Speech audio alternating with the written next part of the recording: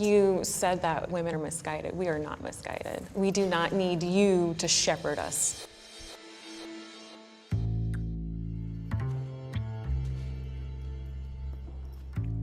How's it going? Hello? Hello. Would you call yourself a feminist? I would. Yes, an intersectional feminist. When you hear the word feminism, what comes to mind? Marxism? To me, Wait, that guy's an actual incel. You love your father, the devil. If anyone agrees with that guy, dude, that's pathetic. I'm sorry. But that guy's like a straight up incel. He's been on like many fucking Jubilee videos, okay? He's like, I mean, first of all, like, come on. He's literally been on like all of the Jubilee videos where isn't he kind of like what do you call it? Isn't he kind of like the fucking like low key white nationalist too? Yeah, he's got some big ass calves, but what are you gonna do? He's literally wearing the same clothes. Yeah, true. Feminism, what comes to mind? Marxism? to me, Yeah, feminism says Marxism to me too. Yeah. is fairness. I think that it's unfortunately misguided. Feminism is a flawed movement. When you hear the phrase men's rights, what comes to mind? Aggression. Advocating for the human rights of man as a class. I start laughing. What do you hope to get from the conversation today? I would hope to get some insight and probably, if anything, agree on a lot more than disagreeing. I actually hope to get a little bit more understanding of why some men think this way. Do you think... Is he Turkish? He sounds Turkish. Rights activists and feminism? We'll see. Okay, let me just fucking say something. All right, there are annoying rad femmes. We all know. Okay, I'm just gonna start off by saying shit that most people are not. Most people new people at least will be surprised to hear me say. Okay, there are definitely white feminists out there that are fucking annoying as shit. There are definitely some feminists out there who like go way over the top and don't even, in my opinion, as a guy, I don't really, I don't know how much that would be important to other feminists, but like there are definitely feminists out there who aren't really doing the best advocacy for feminism. Okay, so having said that, though, feminism, as it's like in its normal academic understanding, is just egalitarianism, is just demanding equality for men and women. Okay, there are TERFs on the other hand. There is trans exclusionary radical feminists who claim that like trans women aren't really women or whatever the fuck. Then there are swerves who think that like sex workers are scum, or that they shouldn't be exploiting themselves. And then you have the lib feminists, who are also kind of like the most popular ones, who are really basic and annoying for the most part, that say stuff like you love your father. That think that like, you know, Hillary Clinton becoming president is actually going to do incredible things for women just by virtue of her being a woman, when that is obviously not the case. The best example of this I can give you about this is like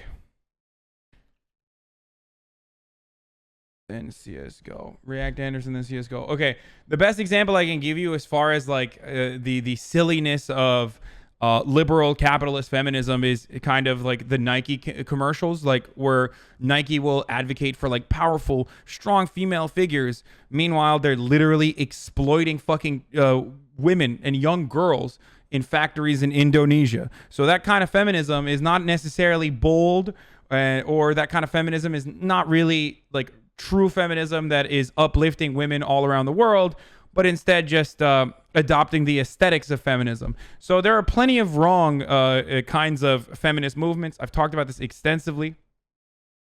I lost literally every single person that came in from Poke's host. Holy shit. Now, having said that, though, the academic definition of feminism is totally valid, totally reasonable. Every single person in here, no matter, unless they're like straight up reactionary, would 100% agree with that. Now, let's talk about men's right activism for a second, okay? Men's right activism is not like feminism in the sense that there isn't like an actual, an actual thing that they're trying to address. More often than not, it's just like You love your father, the more often than devil. not, there is not like a real, there is a real inequality that they're trying to address. It's just like inherently reactionary. It's kind of fucking stupid. There are like a few areas. There are a few areas where like men's rights activists can actually advocate for inequality, advocate against inequality. For example, like men being raped and shit like that. Spirit of justice. You know what I mean? You love your father, the Like devil. men being raped or I guess like men having a higher rate of suicide. Like these are problems that we need to address, right? These are very serious problems that impact men that need to absolutely be addressed. However, more often than not, like men's rights activists aren't addressing that, and instead they are addressing like dumb shit. Like, well, this is a female character in a video game. What the fuck? Why is it? What the fuck's going on? This is bullshit. Men losing custody battles. Yeah, that's another one that like I guess that's another area of contention too. Okay, let's finish it real quick. Hold on, I'm gonna DM her. Hi, my name is Zach, and I am 24 years old. This is Chris. I'm a PhD student at the University of Southern California, and I'm also a Title IX specialist who challenges discrimination against men on college campuses. And I'm 30 years old. Hi, I'm Derek. I also go by Brendio. I'm a YouTuber, and I'm also known as an incel, which is an involuntarily celibate. Hi, my name is Alicia. I am a writer, poet, and teaching artist. Hi, I currently work in the pet health industry, and I'm 30. I'm 24. I'm a graduate student with a degree in health sciences, and I'm excited to be here today. Can I get my men's rights activists in the left? And Wait, let's just run through the fucking people again. Poet and teaching artist. Hi, I currently work in the pet health industry, What the fuck? and I'm 30. I'm 24. I'm a graduate student with a degree in health sciences. Okay, never mind. They're not exactly all academics on the feminism side either. Okay, I don't know what the fuck is a pet health industry, but I'm excited to be here today. why not just vet? Wouldn't you just say vet? Can I get my men's rights activists in the left and my feminists on the right? You step forward if this statement is true for you. I believe men and women are different but equal.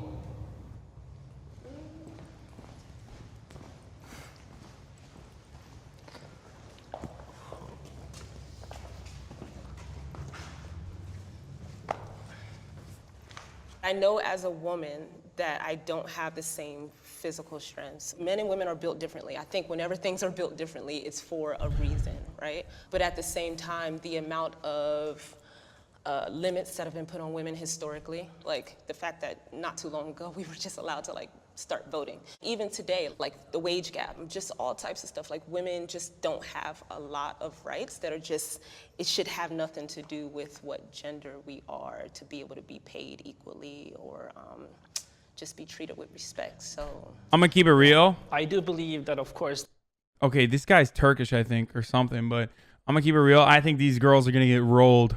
I'm sorry. I like even before we start this fucking convo, men's rights activists are machines, dude. Okay, they are literal machines. They are talking point machines.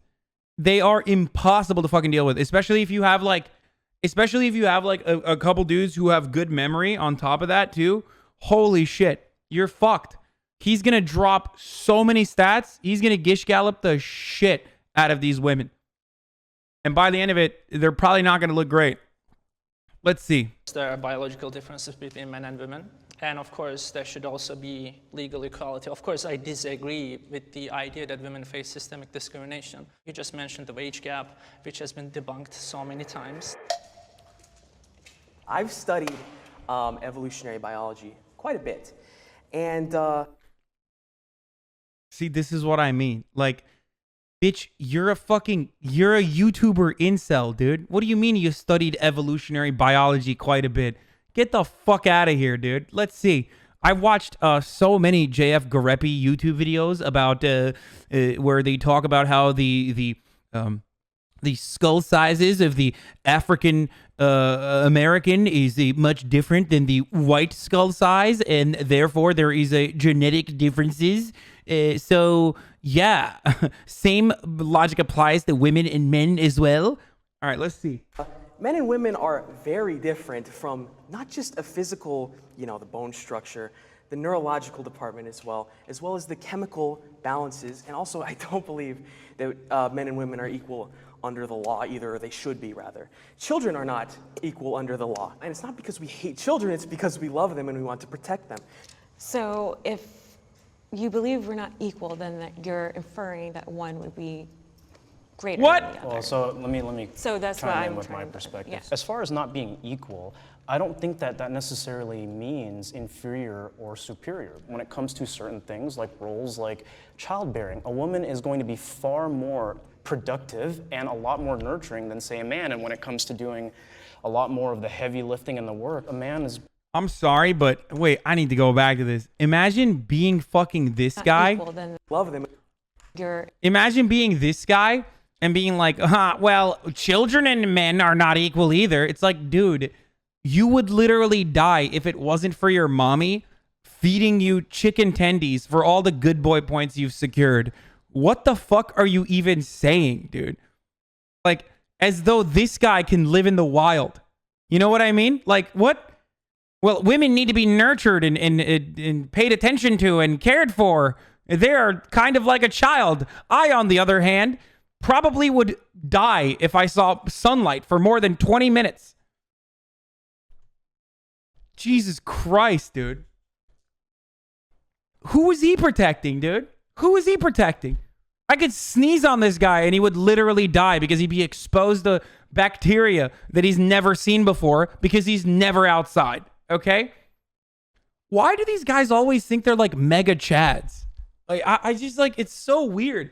By virtue of being a man, do you automatically become this like, this figure of masculinity? What the fuck?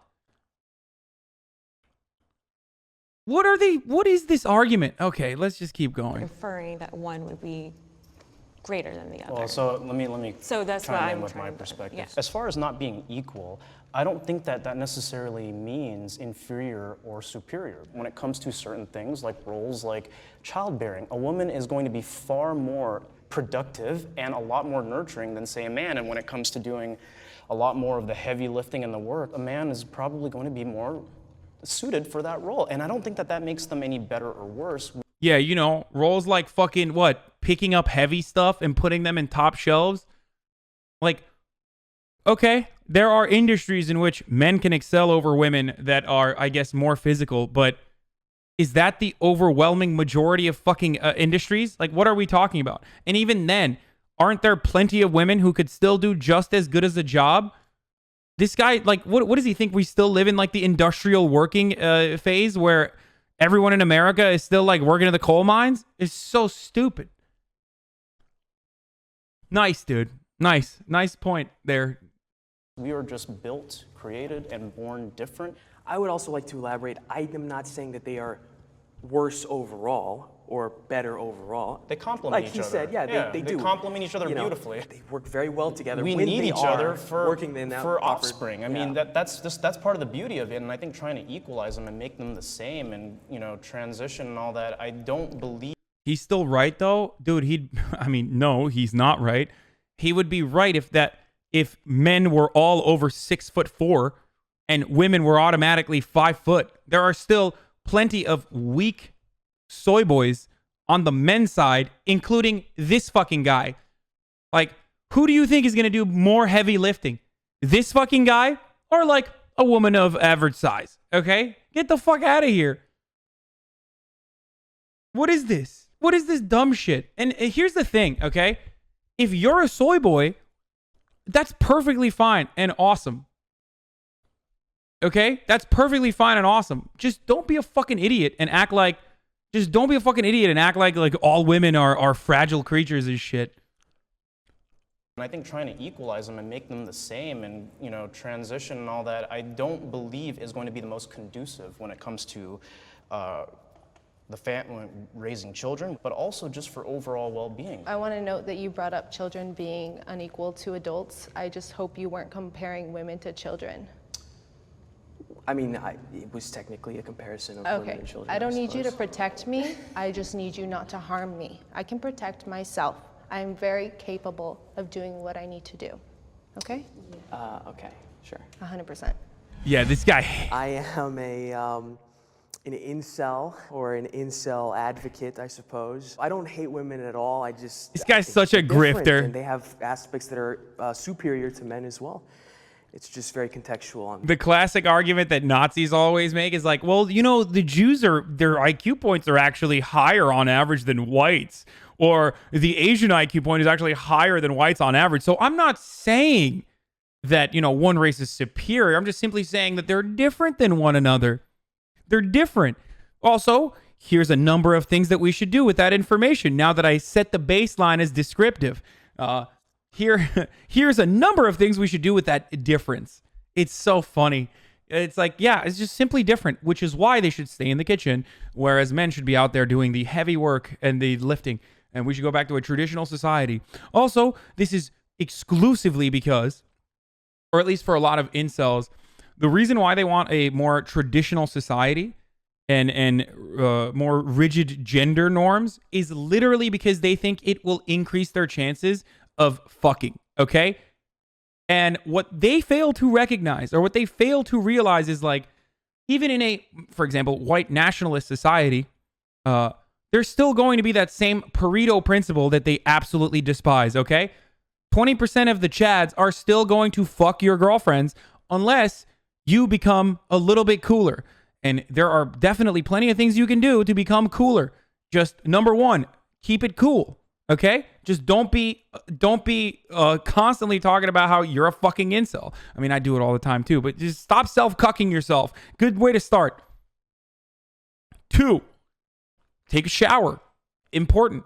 Okay? 3, force yourself into awkward social situations where you're as polite as possible in an effort to make yourself better. It's like a muscle. Train your social muscles. Anyway.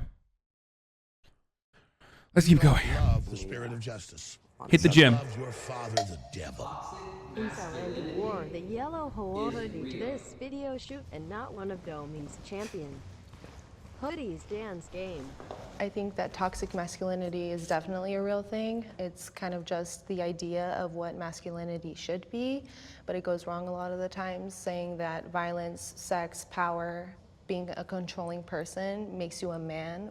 I see it in very unfortunate. Wait, I'm sorry. Someone said short male, take a shower to grow taller. Oh, I'm sorry. Yeah, if you're a short male and you genuinely think that like you can't get fucking laid because of how short you are, which is disproven by even looking at someone like Destiny. I mean, I guess he's not even that short, but whatever. You know what I mean. Everyone calls him a fucking manlet, and he's out there getting more pussy than all of you guys. And you could look at that. But even if that's not enough for you, because you're going to say, oh, well, he's rich or whatever, he has clout. Well, okay, obviously it's not just about being short then. Then you can actually work on other things and eliminate that shortcoming if you consider that to be one. And even if none of that works for you, okay, if you're short and it's impossible for you to get laid, why the fuck would a white nationalist society all of a sudden create a utopia in which you could get laid? The tall Aryans are still going to fuck all the girls. That's my point. So maybe instead of looking at like different reasons as to existential reasons as to why you can't get laid, maybe, just maybe, and trying to change the system in like a meaningless way, just maybe look to self-improvement a little bit.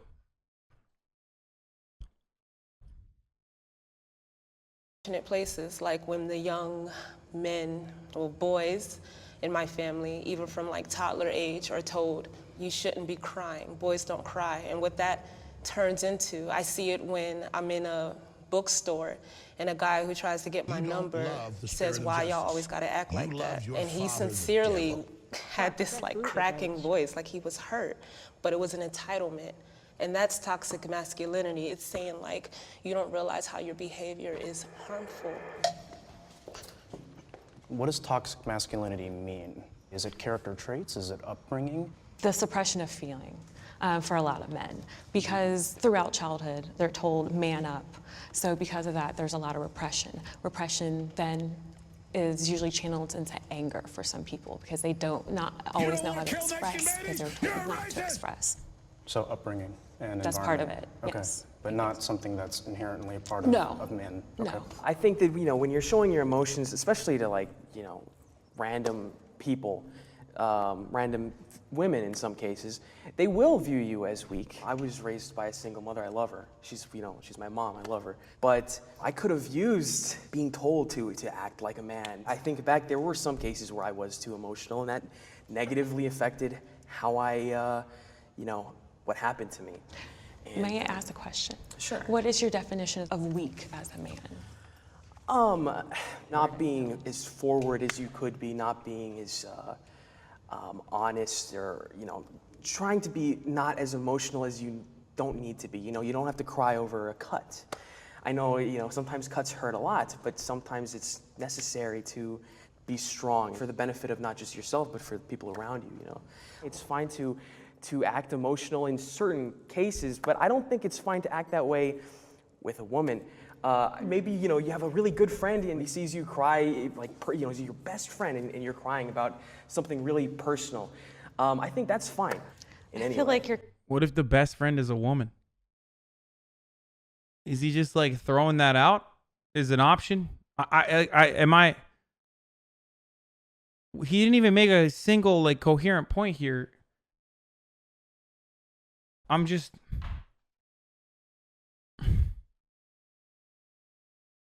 You only cry to your girl? What? I don't know. He said you should never be crying around women. And then he said you can cry in front of your best friend. It's fine. So that kind of is weird, but who knows? You're conflating two different situations because you started off with saying a random person or even women. So it feels like, okay, this is a woman that you don't have a bond with or any type of relationship with. And then you mentioned, or in front of your best friend. That's okay to cry. Well, that woman could be your best friend. That, so. I don't think you're friends with a woman, so. Because you don't see it You as don't equal, as love you the said spirit before. of justice. I don't think You showing love your emotions is a father sign of the weakness. devil. I actually think it's a sign of strength. Men do live shorter lives, and that's because of a repression of emotions, and that's due Causes to many stress. things that patriarchy has instilled. Repression of emotions. It has been shown that a person's well-being, their lifespan is shortened when they are not able to express their emotions. In addition, when they don't have physical touch or when they don't have a partner to keep them company. We are human beings here. We need to talk to each other. And if you think that our health isn't affected when you're not able to express that you are sad or upset, you're wrong. I think that men's rights activists are only men's rights activists as a response to women expressing that they want more equality. I don't think they focus on actual men's rights issues, and rather it's just an attack on women and feminism. Today, women have more advantages than men. I can speak from a hiring standpoint when it comes to things like affirmative action, and there are certain roles that traditionally men and women have been able to serve in, and now women can basically do all of those things, right? Because we've had such a strong advocacy for equal representation in the workplace. Whereas, for example, you'll never find a man as a midwife nurse, and I don't think it's appropriate. That's why there are those differences. Wait, Women what? in the most important parts of society. Wait, why the fuck not? What, these guys end up cucking men. The funniest part about this is for a group of individuals who talk so much about uplifting men, they literally just cuck men all the time. They fuck up men's opportunities. They fuck men up by talking about how yeah, men should always suppress their feelings. It's dude, what are you talking about, dude? I mean, she provided a study. We can check it if you want. But I've read a couple, and it's fairly. It's so weird. This is the very mentality that hurts men in the long run. Being unable to go seek a therapist, or being unable to express your emotions in times when you're angry or frustrated, or not just angry or frustrated. That's actually an acceptable emotion to show. But at times when you're emotional or sad, it's so stupid. It ends up hurting men and contributing to the fucking insanely high suicide rate.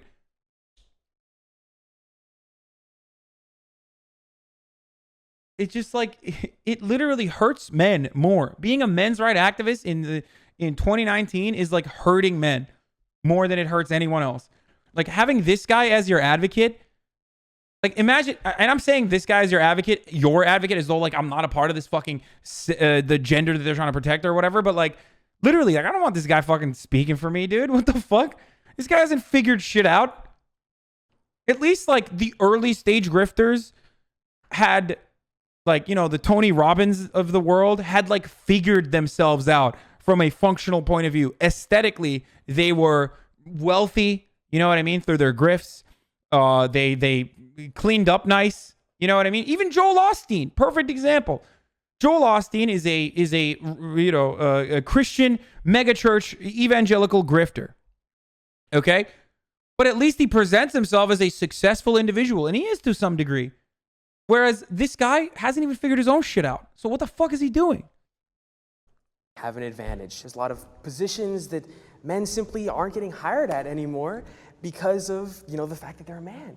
And it's not just in the workforce, it's also, I would say, you know, it's a lot easier for a woman to find a relationship, even if she, you know, says finding the right guy is so hard. It really isn't. But sometimes for a lot of guys, finding a girl at all is hard.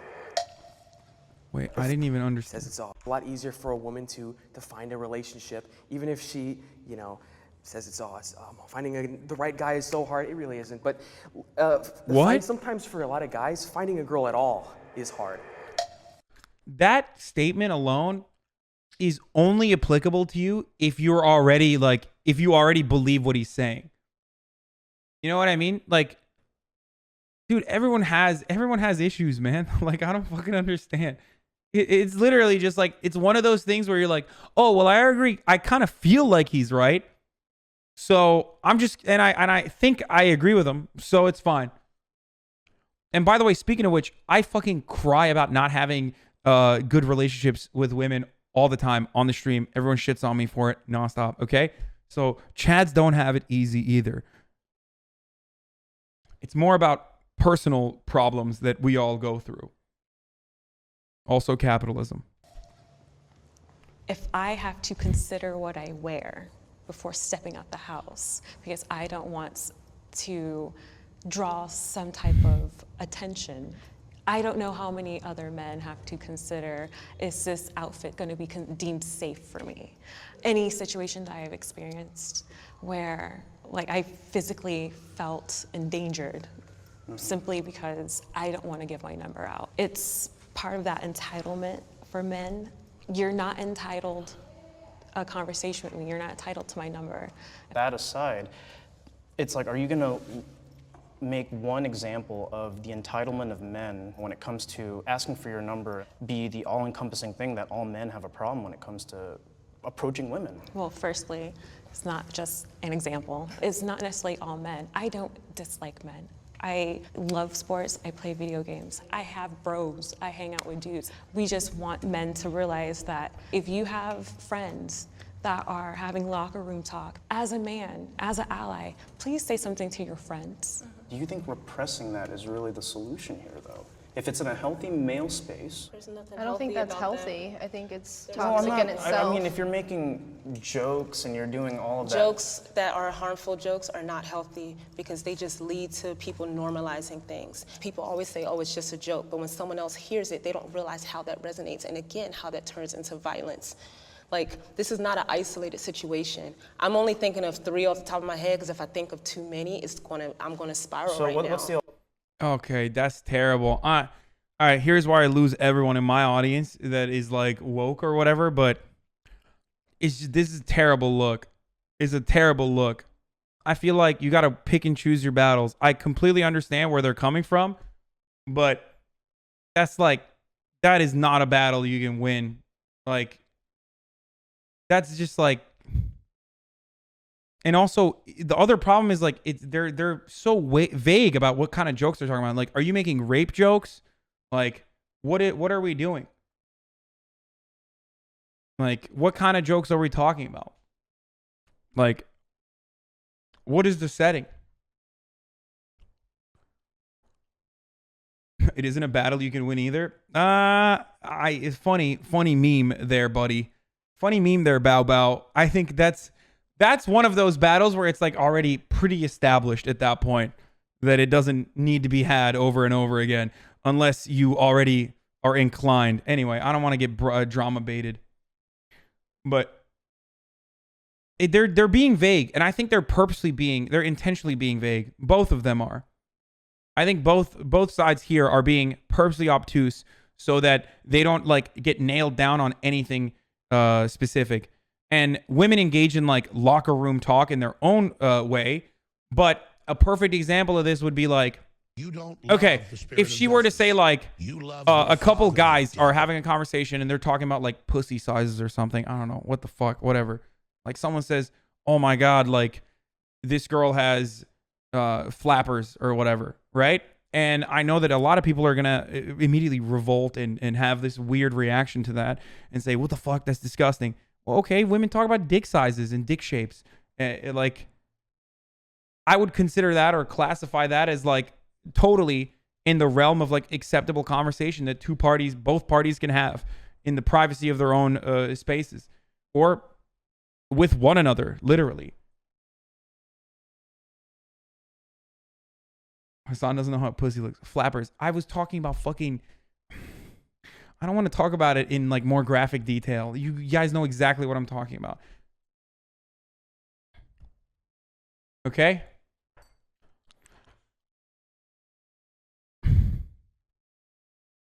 Does that make sense?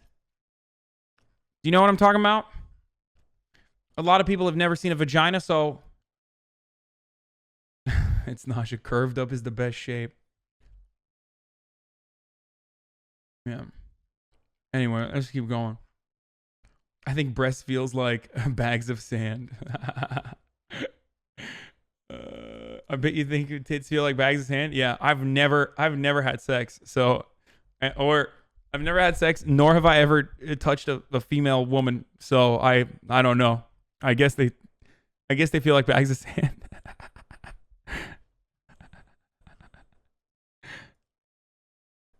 It's kind of toxic in my opinion if you can't just say the word. It's anatomy. I know that the reference, the bags of sand reference was a 40-year-old virgin reference. The alternative, men shouldn't talk about these things. No, I think men can have a healthy dialogue. I don't think men have to be toxic in order to have a conversation. I know plenty of men that are able to have conversations about healthy, productive things, just like women are. Well, it's not obviously something that I have personal experience with, but only 1% of all people on the death row are women in this country. So when women and men commit identical... Okay, this guy's a fucking idiot. Here's why, okay?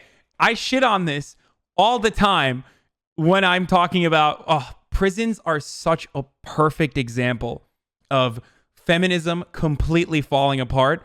And this guy's doing the exact same thing. We need more female death row inmates. Is such a dumb fucking take, dude. It's such a dumb fucking take, dude.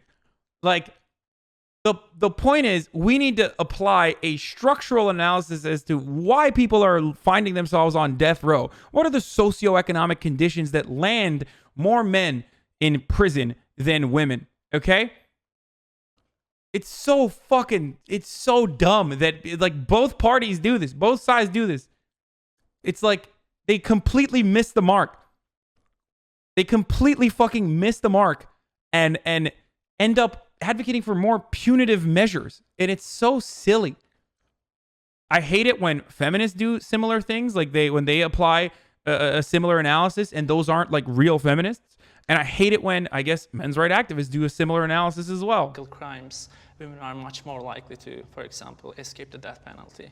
And that's just plain sex-based discrimination. Yeah, women are just all, dude. By the way, 100% this is the same guy who says, 100% this is the same guy who says like, well, why is Brock Turner going to jail for an extended, why are you guys getting upset and asking for more punitive measures for Brock Turner just because he raped someone? Okay, dude, that's kind of fucked up. I thought you guys were woke. Like, it's so stupid. It's the same guy, 100% is the same guy who's like all of a sudden becomes a prison abolitionist when he thinks someone on his team has committed a crime. Okay? It's so dumb.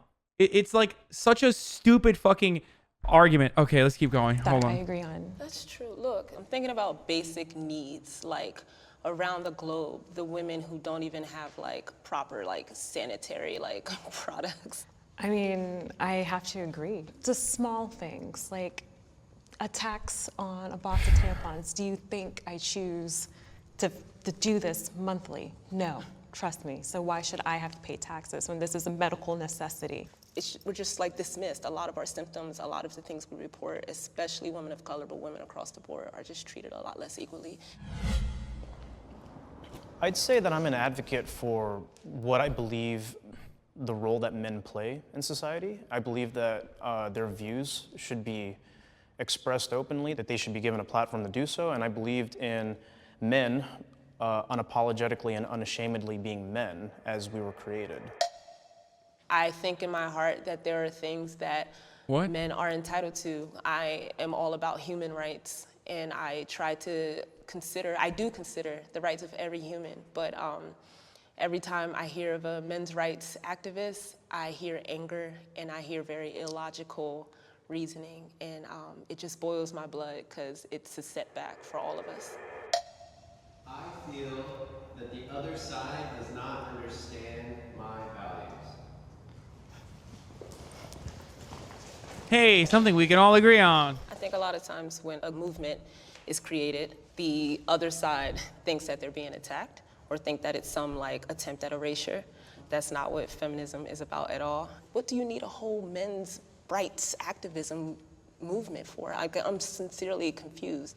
Well, I mean, like, I will advocate for positive masculinity and what men should represent and healthy outlets for men. Like, I still think the Boy Scouts should be exclusively the Boy Scouts, for example, one of those things. Where I would like to think that we could get some Notice how feminism is all about inclusion, like including women in traditionally male spaces, and men's right activism is about exclusion, excluding women from traditionally male spaces. That is the imbalance there, okay? That's what that is. That is the dumbass imbalance. And now someone is going to say something along the lines of, well, they have Girl Scouts. Well, from what I understand, I think it's lame as fuck, by the way. I'll just put that out there before we even get further into this. The Scouts is, and I was a Boy Scout, okay? Like, lame as fuck. If you're, especially as an adult, if you're still talking about Boy Scouts, you're fucking lame.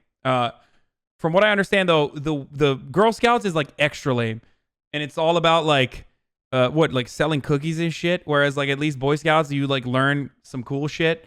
Whereas like the traditional gender roles are reinforced in Girl Scouts and Boy Scouts, I guess, which sucks.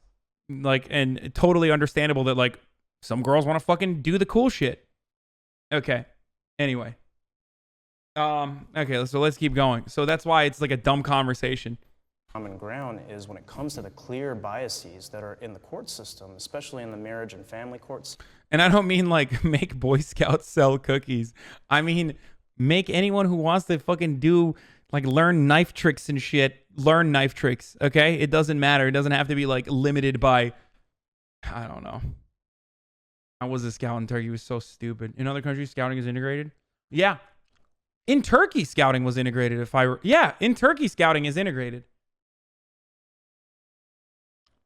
I never heard your take, but I'm going to assume you're all for transgender women to compete in sports. Okay, we're not going to get into that right now. Whether it's for money and scholarships, yes, but I'm not going to have that conversation right now. Holy shit, that's a fucking cancer subject with like 3,800 people. We've had it so many times here. I'm done. We're not doing that.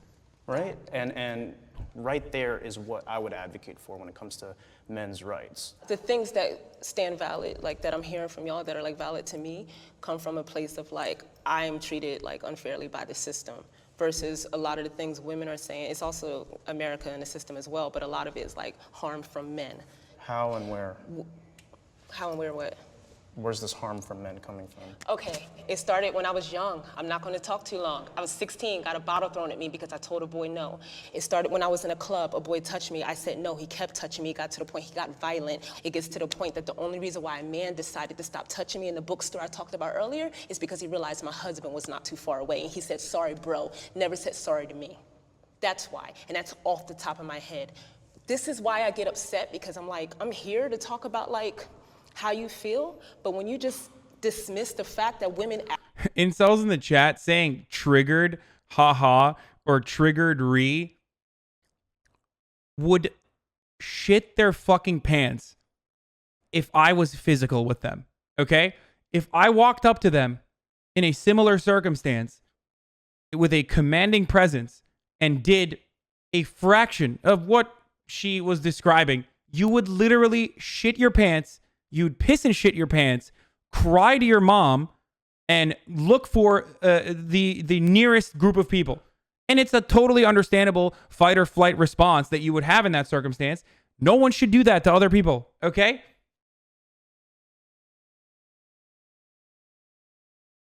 It's so dumb that like, again, it always goes back to how you see yourself. And the thing that really frustrates me is you ain't shit. I ain't shit either, okay? None of us are, we all like to see ourselves as this mythological, like, you know, masculine fucking man or whatever when we're not that person. And I think being honest about it is much better than like backing in to these like idealistic notions of traditional masculinity and then vilifying women who feel victimized or who are genuinely assaulted in public and making fun of them for expressing that is so dumb.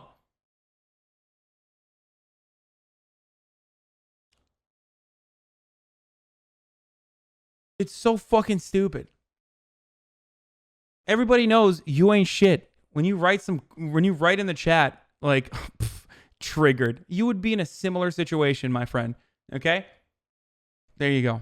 Actually have experiences, that's when it seems like it's about more than your rights. It seems like it's about your ego. And that's where I get pissed off. Because how dare you tell another human being that their experiences, what they're telling you right in front of your face, is not valid. I didn't say they were invalid. I said how and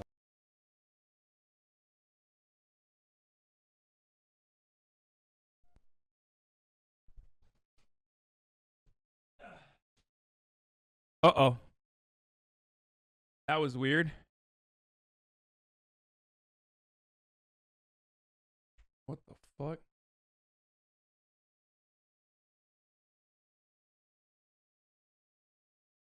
Hold on. I accidentally kicked my I'm so stupid. I accidentally kicked my It happened there it many is. times. It happened yesterday. It happened the day before. Okay, I think some of the things that you guys are touching on, such as the court system and gender roles, are a subject of patriarchy, and that's part of what women are trying to dismantle, is those traditional gender roles. Are there any feminist organizations that have done anything, for example, to challenge bias against men and fathers in the family court system? Absolutely. Can you please give me like a list of feminist advocacy organizations that have engaged in any meaningful advocacy to address those issues, because they are actually... Oh, that's the changing of a goalpost, okay?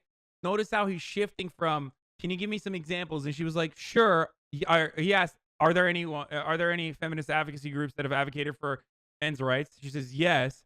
Then he goes, are there any meaningful advocacy? Can you give me a list of meaningful like advocacies that you have seen? It's so... Is my mic fucked? Your mic sounds like...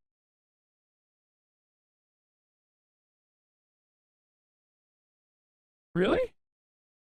What? Hello? Hello?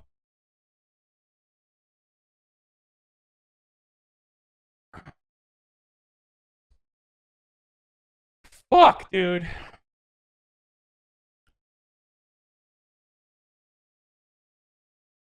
No, my voice changer isn't on. Hold on, hold on.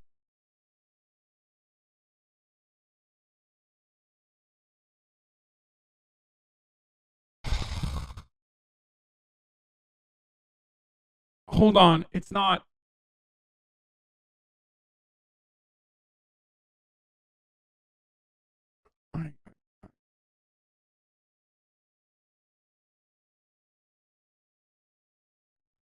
This is the voice changer. How does voice changers on? Power down and reset your mic. Yeah, I don't know what the fuck happened. I accidentally kicked the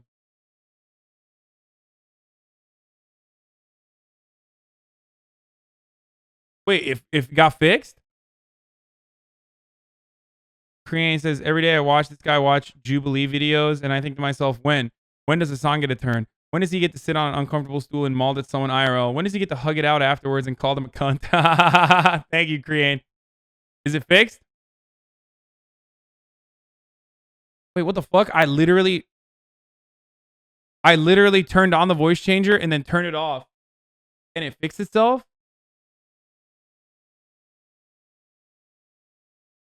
Your voice gate is so fucking high. Let's see. Wait. Hello. Okay.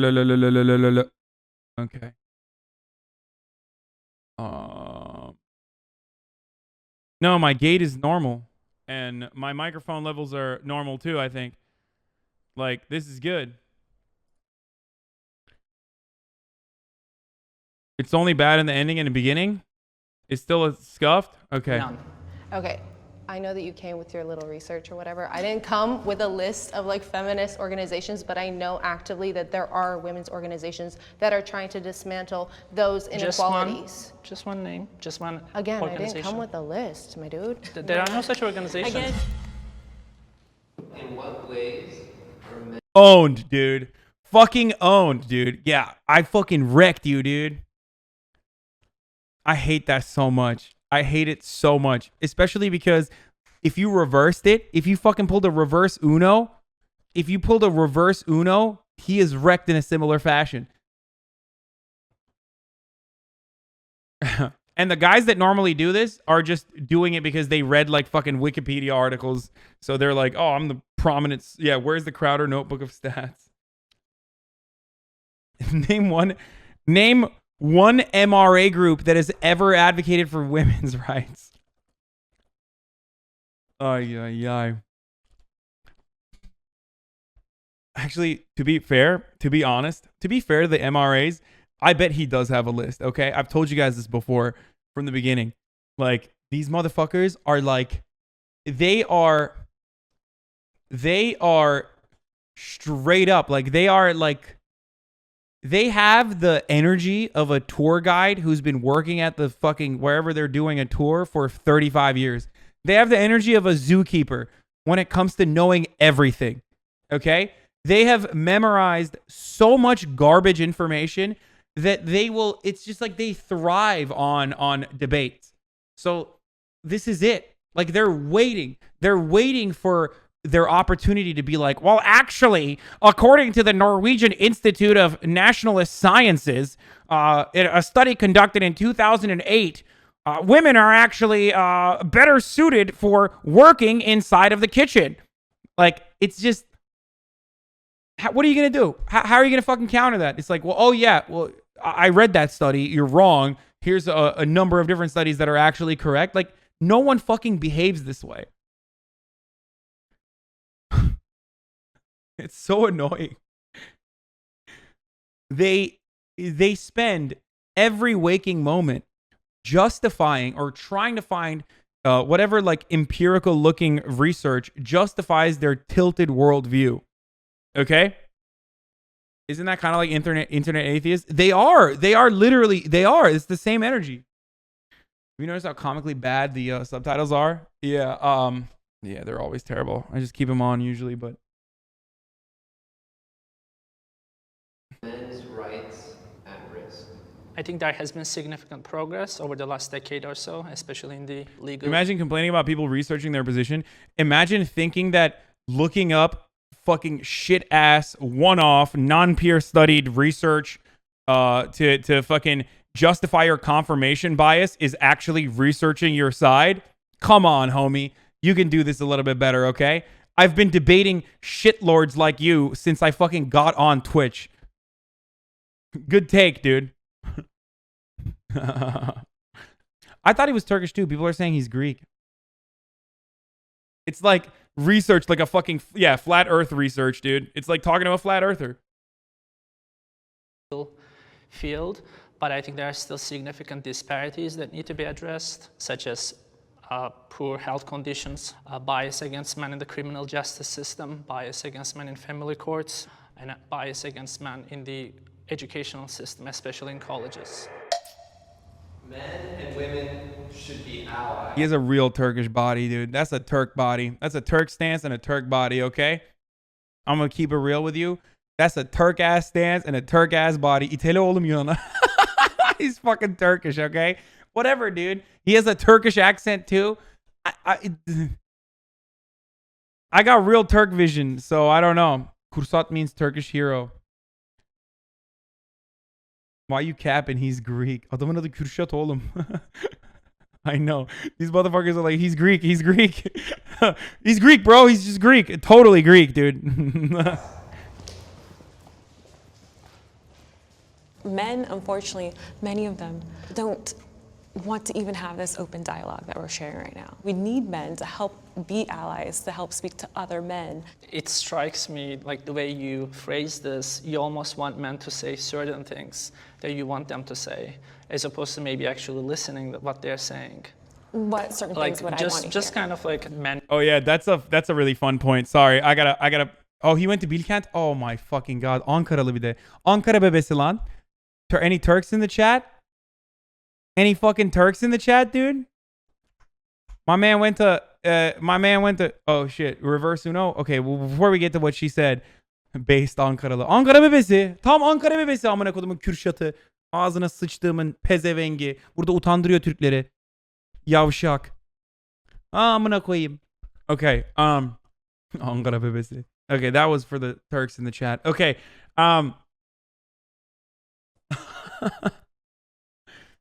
so this is one of my favorite points of view too, which is like he's contradicting himself by saying courts are biased since he previously said women are more nurturing by nature. It's like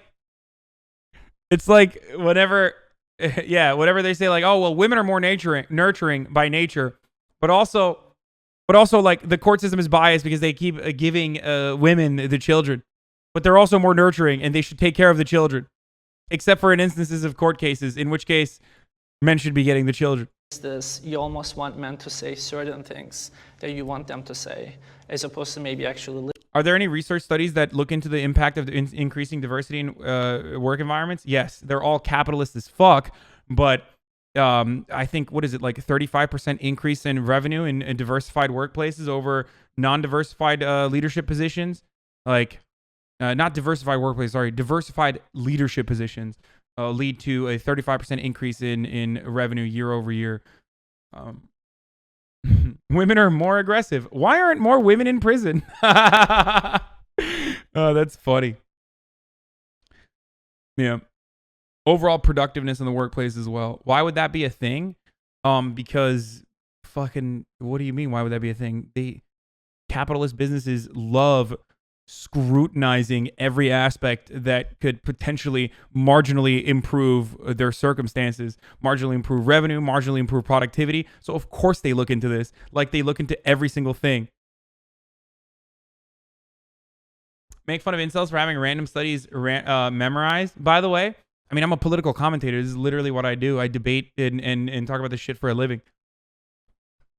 Also, the difference is, like when incels are fucking coming at you with shit, they oftentimes will pull anecdotal data or random fucking empirical studies. And whenever you point to them, whenever you point to like any sort of academic consensus, they'll say, well, there's a bias. There's a left-leaning bias in social studies. So that's why I have to go to these more fringe research to promote my point of view. Let's keep going. Listening that meant to say certain things that you want them to say, as opposed to maybe actually listening to what they're saying. What certain things would I want to hear? Just kind of like men being allies, men talking to other men, etc.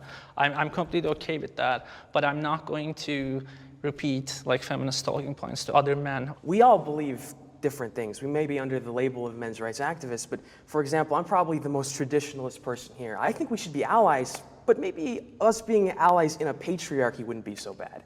You know, us going back to the past wouldn't be so bad. It would probably be a lot happier if we were, you know, getting married and staying married and having kids and, you know, going to church and all that la-di-da-di-da.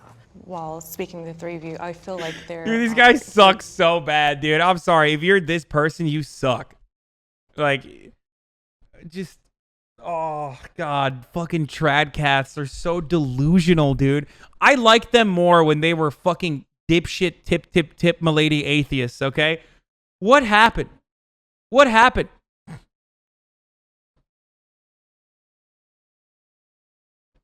It's just, why did all of these psycho fucking r/atheist dipshits turn into this guy now? How did this happen? It's got to be a grift. I just like legitimately cannot comprehend how there are people like him who are like, we really need to go back to a traditional society. Bro, you would literally be milked like a cow, okay? What the fuck are you talking about, dude? Can we go back? Oh, God, everyone is such a pussy nowadays. I want to go back to a time when someone would harass me to the point where I would kill myself. It would be so awesome if everyone could just fuck me up because I'm obviously weaker than they are. What's the point of living in a fucking society if we're not going to constantly improve the living conditions of every individual, dumbass? It's so stupid. Like, yeah, can we go hunting for food? Gets bulldozed by a deer. Same energy, dude. Same energy. Each coming from different perspectives. So it's hard to, again, just like our perspectives, it's hard to generalize. So to me, I feel like there are certain things that, even though we're not fully agreeing on it, things may get lost in translation, our verbiage may not be 100% correct, that we could at least agree on. Can I ask one question? What would you envision would be the ideal man with the end goal of feminism as far as educating men or working to dismantle whatever patriarchy is? Like, what does that man look like? It starts with childhood. We have to teach children as well as girls, because we're also taught, because of toxic masculinity, what a man should be as well. I think that we just need to hold men accountable. In order to kind of make progress, we need help from people that will listen. Because let's be real, when we express our concerns, a lot of men refuse to listen, but they would be more likely to listen to another man.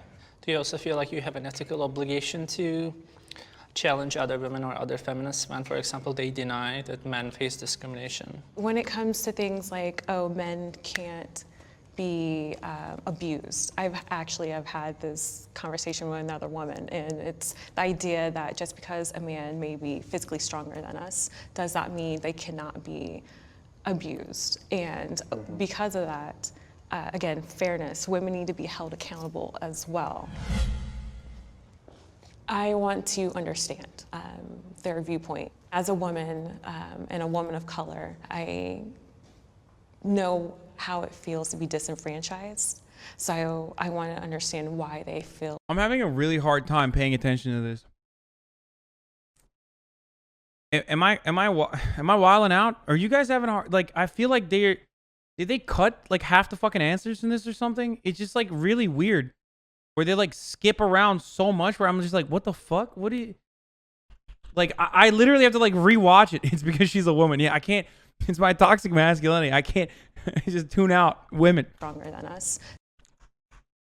Be abused. I've had this conversation with another woman, and it's the idea that just because a man may be physically stronger than us, does that mean they cannot be abused? And because of that, again, fairness, women need to be held accountable as well.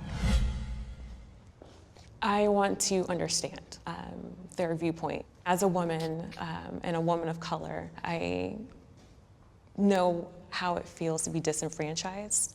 So I want to understand why they feel the need to have a men's rights movement. I feel empathy for the other side. I don't think there's Aren't ever these a time arguments in my kind of life silly? where Most a mammalian person species says fight over they're females to mate hurting because and it's I don't literally at least female's try to listen preference. or understand. My only thing is that I want the same in return. So when I'm genuinely saying I'm hurting or I've been through something, and it's not just a Most mammalian species fight over females to mate because it's literally female's preference. The fuck are men supposed to do when women find toxic masculinity sexy? Squaw fucking W. Like mating rituals. Like people try to fucking make the naturalistic argument for mating rituals, but that obviously has changed throughout time. Like when it comes to humans, I can't talk about like apes and shit, but for humans, it's very different. So appealing to nature like this, there's a reason why it's a fallacy. It's a very common fallacy that right-wingers use, Pogus Champus. Glad to see you get unbanned, by the way. That's a squad W boy right there. I've never met anyone who loves getting tormented as much as Pogus Champ is. Aren't you? You're the vet, right? No, he's not a Peterson fan. I mean, I really like him. I think he's funny as fuck.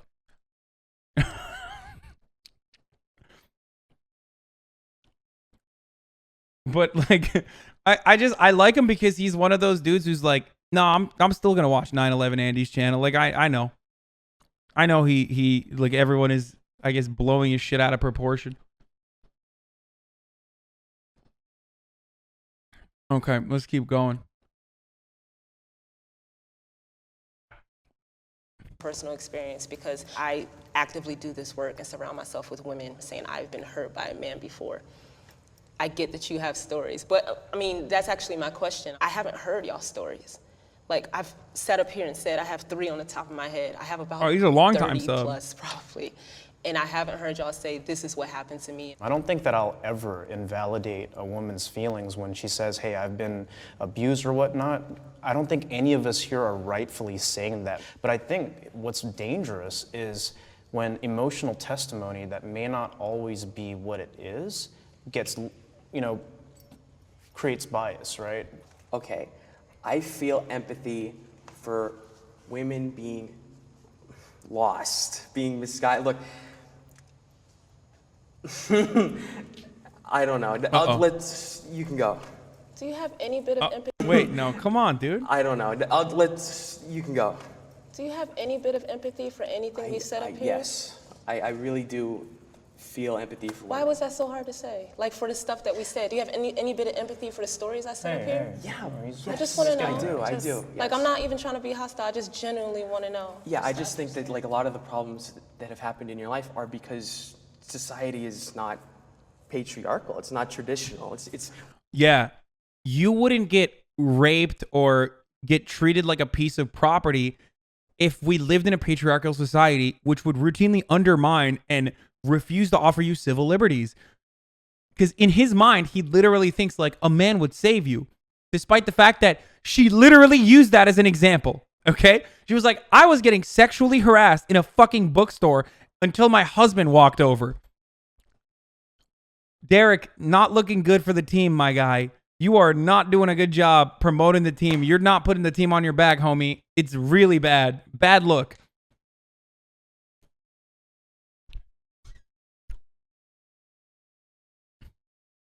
we're gone, we're lost, we're in a fallen state, right? There is a change of guard, not necessarily a change of guard, He but said- he things said it. are He said we're in a evolving, fallen things are state. changing. And I feel like a lot of men speak from a viewpoint almost of fear. A lot of men are having a hard time grasping that and feeling comfortable with it. I do feel empathy. Speaking of incels, dude. Speaking of incels, sorry, quick update for like, you know, my regular audience. But Ross Douthat is a literal incel opinion columnist. He is their resident incel. Most famous works include we need prostitute robots. I will do anything for love, but I won't do that. Ross do that. He just gave the based incel gave his endorsement for Bernie Sanders. Very interesting. We'll look at that in a second after this. He's also kind of, was it Ross who also wrote about how we need WASPs to come back to positions of power, or was that another dipshit New York Times columnist? He did, right? Incel sex robot redistribution. Yep. He wrote that.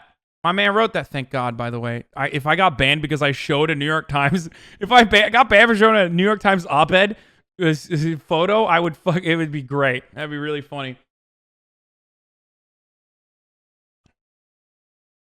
But, safe.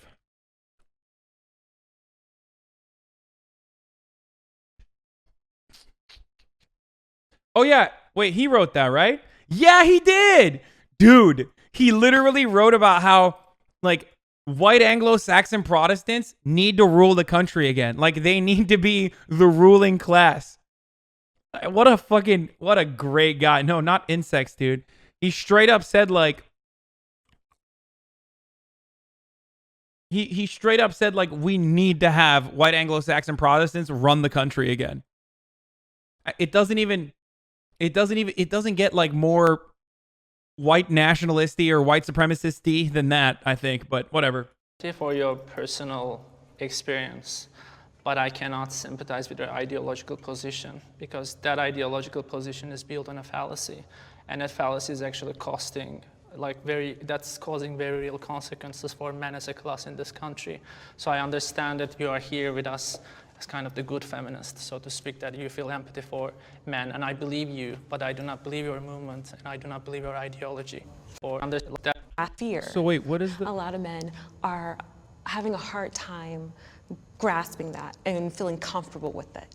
I do feel empathy for your personal experience. Wait, so he didn't even say... What fallacy? But I cannot sympathize with your ideological position because that ideological position is built on a fallacy. What fallacy? And that fallacy is actually causing very real consequences for men as a class in this country. So I understand that you are here with us as kind of the good feminist, so to speak, that you feel empathy for men, and I believe you, but I do not believe your movement, and I do not believe your ideology. All right, we'll leave it at that. That's a wrap, guys. Yay.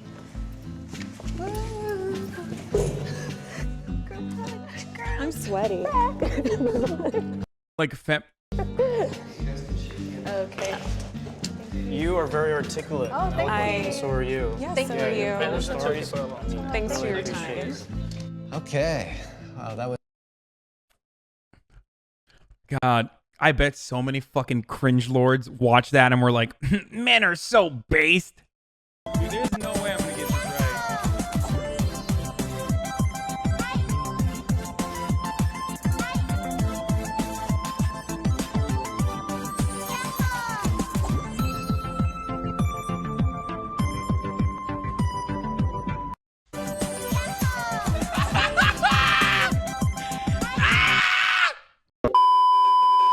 Let's watch does the hijab oppress Muslim women. If I'm choosing to dress the way I dress and that does not hurt anyone else, I don't think I'm gonna go to hell for it.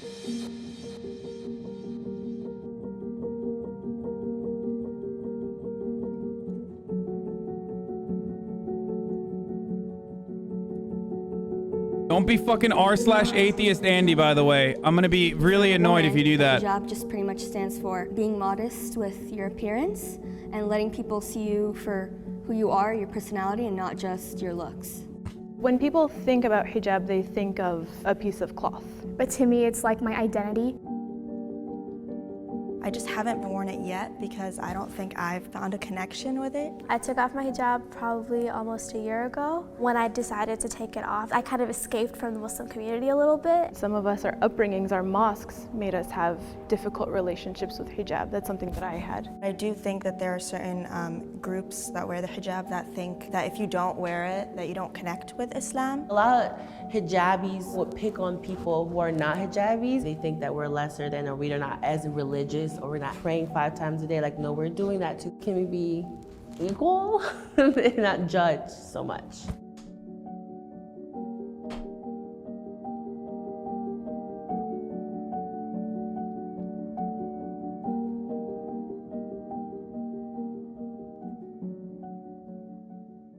My name is Fatima. I am a student at UCLA studying anthropology and film. I'm Sha'am. I'm also a student at UCLA, but I'm studying international development. My name is Jenna, and I also am a pre-med biology student, and I work in a medical field too. I'm Sabah or Saba, depends on how you want to say it. I'm a senior in high school. I'm Lean, and I'm a business analyst for a healthcare company. I'm Marwa or Marwa, and I do a lot of journalism and fundraising and really random. There's like a 78% likelihood that all of these girls watch this stream, or at least like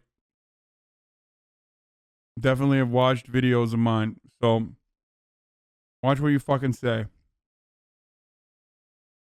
Random things on social media. I want you to step forward and take a seat if you agree. So the first prompt is, a hijabi woman is a better Muslim.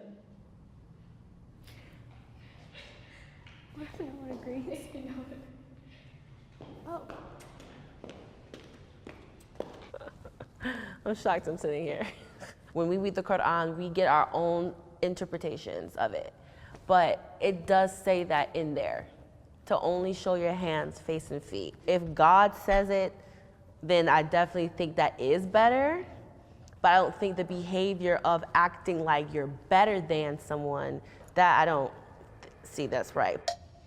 Can I have the disagrees come forward?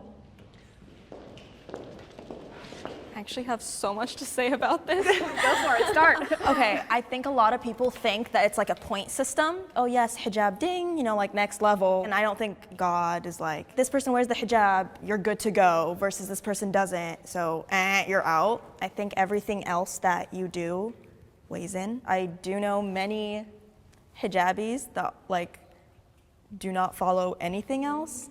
And I know a lot of non-hijabis that are the most religious, you know, women that I've ever met. I have a friend on like Instagram who dresses however she wants to dress, and she could rock it. She has the body for it. Mashallah. But she goes to every Friday prayer, and I'm like, dang, she's a better Muslim than I am. Yeah. And I do find that like when it comes to behavior out of the Muslim community, I find that ritual takes precedent over behavior a lot of the times, to the point where like people are just outright mean to each other, but they don't realize that that's a sin too, you know? And when people say you're doing this wrong, it kind of like does deter your relationship a little bit, you know?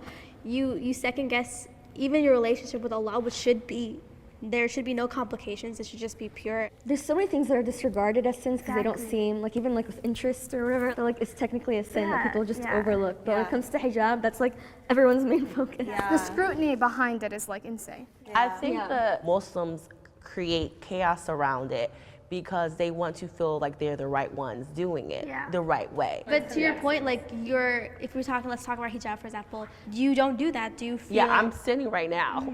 I know that. If you have to say, well, I'm more rebellious, you know you're doing something wrong, and that's shaitan trying to get you to normalize it. A lot of sins that we're doing, we're being normalized. We're in America. This is the most sinful country probably ever. I so disagree with you about something. I disagree about making excuses.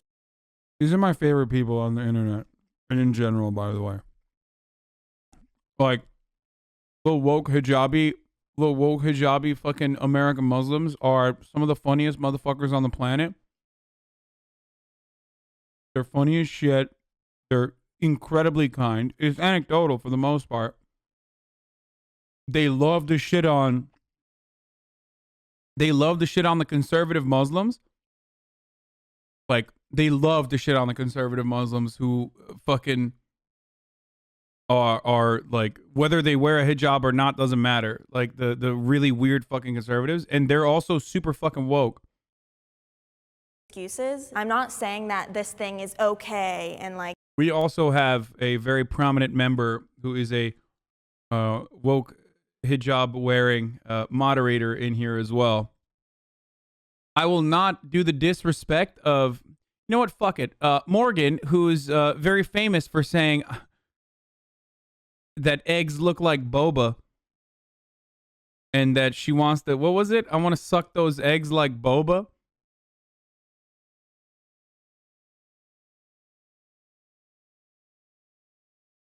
What the fuck was it? Someone has the link. Just, it's iconic. Suck the eggs out of my ovaries like boba. Oh, Jesus Christ. Woke? Yeah. No, she's woke as fuck. Like, in America, it's all right. Actually, God didn't say it. No, but I am saying I don't think I'm going to go to hell for it. I am saying I'm aware that I'm acting like this, but I just don't think of God as a punisher because I think that affects my relationship with him. I think of him as a very, like, loving, kind of like, don't do this because I want to protect you. But I get why you have the temptation to do it. So do you think people are going to hell if you don't think he's a punisher? I think if your actions affect other people, personally, you are going to hell. And I know this can be nitpicked because like a man can look at you, I understand that, but you know, if I'm choosing to dress the way I dress and that technically like does not hurt anyone else, you know, it's just my personal choice, I don't think you're going to hell. I think it's such a personal relationship between me and, you know, God, Allah, you know, that kind of thing. It frustrates me when people get involved because I'm like, it's none of your business. Right. Let me do me, you know? I have not worn a hijab. I do think it's like a very loud image of Islam. I think it's a very clear representation of it. It can be terrifying because it's like you're a walking symbol at all times. But I also think it's a very clear symbol of strength. I think it takes a lot of strength to wear it. I don't know if I personally have that strength as of right now. The hijab was created to protect women.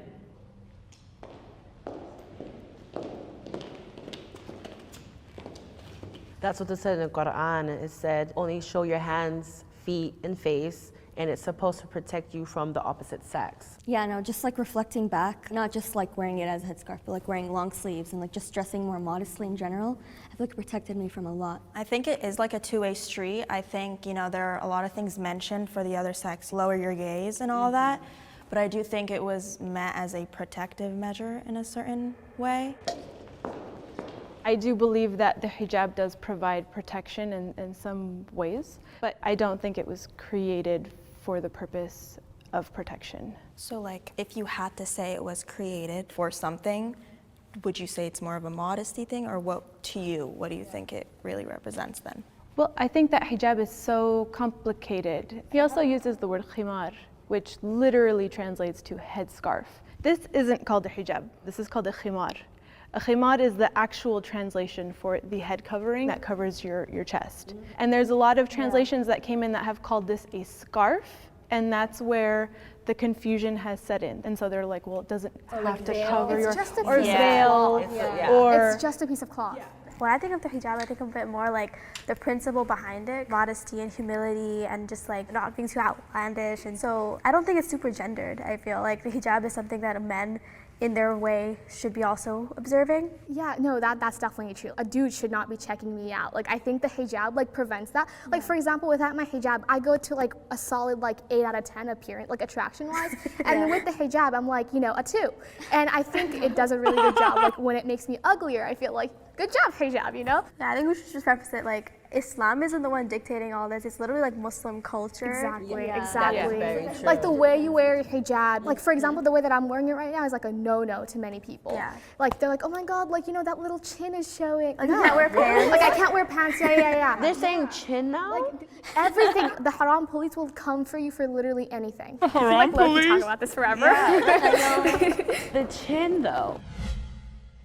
Have you ever been judged by hijabi women for not wearing the hijab? Yeah, by my sister actually. I wore it up in a bun, like bantu. Then she actually was talking behind my back in the Muslim community, talking like, oh, she's crazy, she's a whore. And I'm like, but you have stories too. Like, I don't get it. Women are held to higher standards of modesty than men. Can I run? Where do I start? Where do I start? Can we talk about how guys can like go out clubbing, drinking, like go out, like have girlfriends, and that's totally fine. No one even bats an eye. But when it comes to like girls doing the same thing, it's like, oh, they need to experience life. yeah, they need to experience life. Right. It's okay. They have to get it out of their system before they get married. Yeah. No one is like, oh, don't marry that guy because Oh he my drank God, 100%. Yeah. A girl gets caught at the mall having a conversation with a store associate, and then someone's mom sees that girl and she's like, nobody marry that woman's daughter. over. Yeah. She, She's I saw her blacklisted, at the mall with a boy. I just want to say I've never gone to a guy's photo and looked at the comments. No one's calling him a whore or a slut, or you're going to hell for what you're wearing, or your ankles are showing. Just the basic line of. The funniest thing is like, this is literally one step removed, or this is basically the Islamified version of incels. Like what they're talking about is basically exactly what motherfuckers on this website do to like female streamers and shit. It's just, again, this is why I always say there is a difference between like hating Islam and hating fucking conservatives. Okay? A lot of times, conservative people unironically and uncritically hate conservative Muslims. So if you're an r/atheist Andy, remember that You are literally fucking shitting. You are operating like conservatives do by shitting on conservative elements within a religion and within a group of people, and then encompassing the entirety of that religion as a monolith. Of like clothing, we experience so much more. I want to know what they think. I know, I'm because so hilarious. Oh yeah. I disagree completely because it's more of a cultural thing. I think I took the prompt very literally and applied it to Islam. I don't think Islam necessarily lets guys get away with more. I mean, at the end of the day, like if they're gonna go out, like if they're gonna go live their best life, let them. Allah is the final judge. It's none of my business. I'm gonna stay out of it. And I think it's more cultural than religious. Right. So that's why I 100% disagree. But if it's cultural, I'll be here all day long. Yeah. I agree with you. I don't think it's religious at all. I was thinking culture. Oh, I was thinking purely religious. I think that throughout history, it's a patriarchal history. Of course. There are parts of the religion itself that are different for men and women in a way that it seems like it's because the men are the ones who are saying these things. People say like there's no female prophets. I'm not sure about that. I don't know. There could have been female prophets and just never had their stories told. The understanding of religion that we have as humans is purely based on the fact that humans are the ones telling us these stories about religion. I would say that I've seen a lot of like gendered things, very gendered to the point that we don't even explore people who are not fixed in those binaries, you know? We don't talk about queer Muslims. We don't talk about anything like that. I feel like there's just like,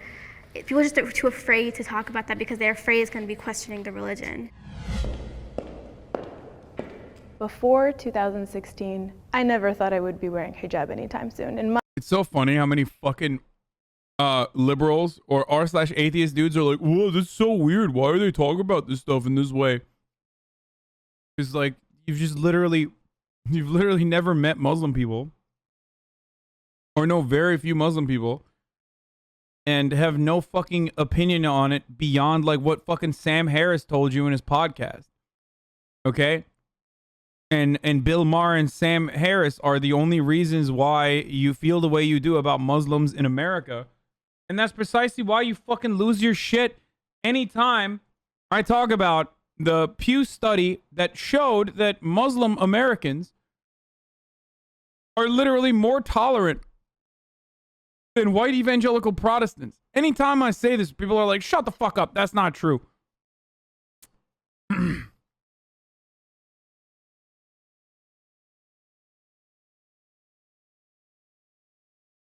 There's also hella ex-Muslims that are cringe as fuck too. Don't get me wrong. Anyway.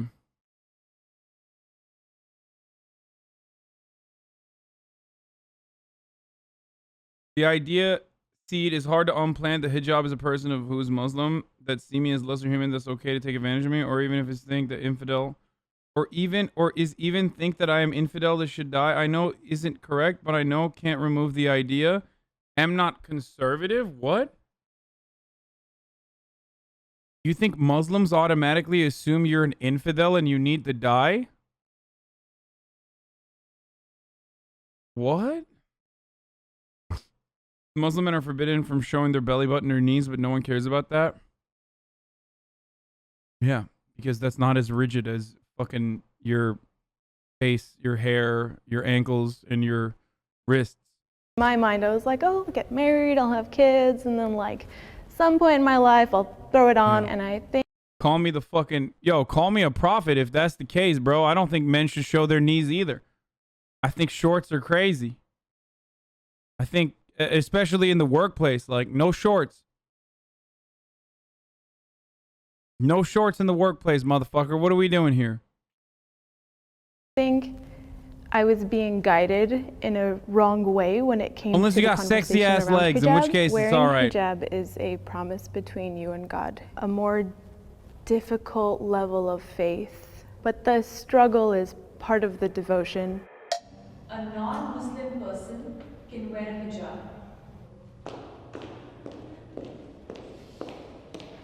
A non-Muslim can wear a hijab? What the fuck? I think personally it depends. I know some like Christian women argue that the hijab is technically instilled in the Bible and that they want to wear it, and I feel like in that case it's totally okay. But when it comes to like fashion purposes or just wearing it just for the look, I feel like in that case I would disagree. Well, I think that's actually awesome. If a non-Muslim tries to wear hijab and they try to cover or be modest. I think that's amazing because it is considered a good deed. And if that's what you want to do and it maybe leads you into Islam, alhamdulillah, you know, you're better than me right now, so good job.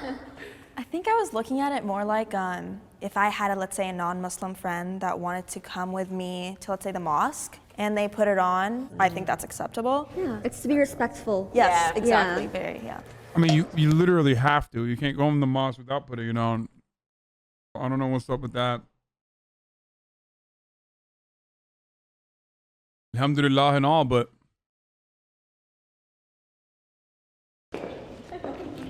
I actually took this as more of a cultural appreciation versus appropriation type of topic. I think we can all agree we're going to define hijab as a lifestyle and cultural everything-wise type of statement. So I took it in as that. And like I think someone brought up the friend coming to the masjid, I think that's appreciation, not appropriation. Like Netflix shows, they have a hijabi, take it off. Nuh-uh, babe. I have such an issue with that because like, again, it goes back to this whole idea of like, we have no freedom, we are in this closet 24/7, we're in a bubble, we live on, no. Just because you like a boy, you're not gonna take off your hijab for him. Every hijabi that's in a show takes off her Takes hijab. off. For a white guy, by the way, it's always white. It's always the white guys. It's always the white guys. It's like, come on, dude.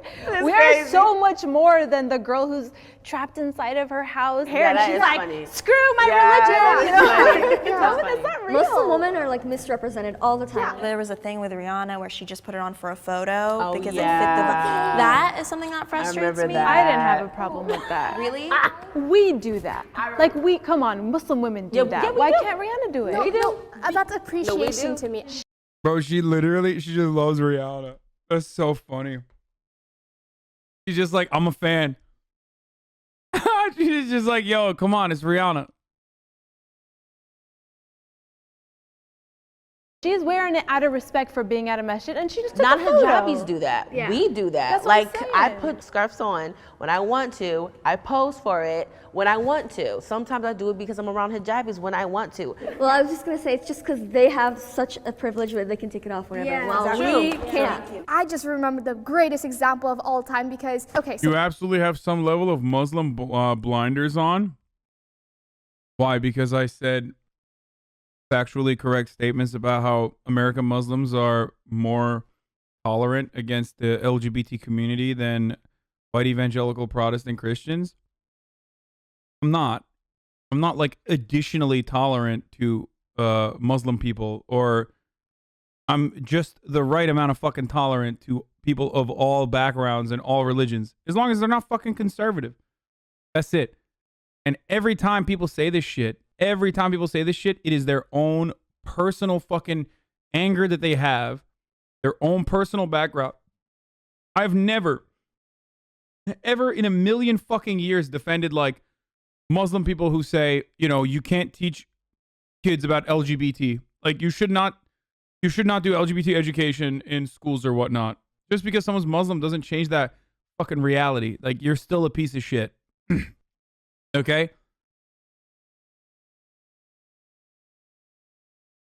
What did you say? Source of that claim, Pepela? Oh, yeah.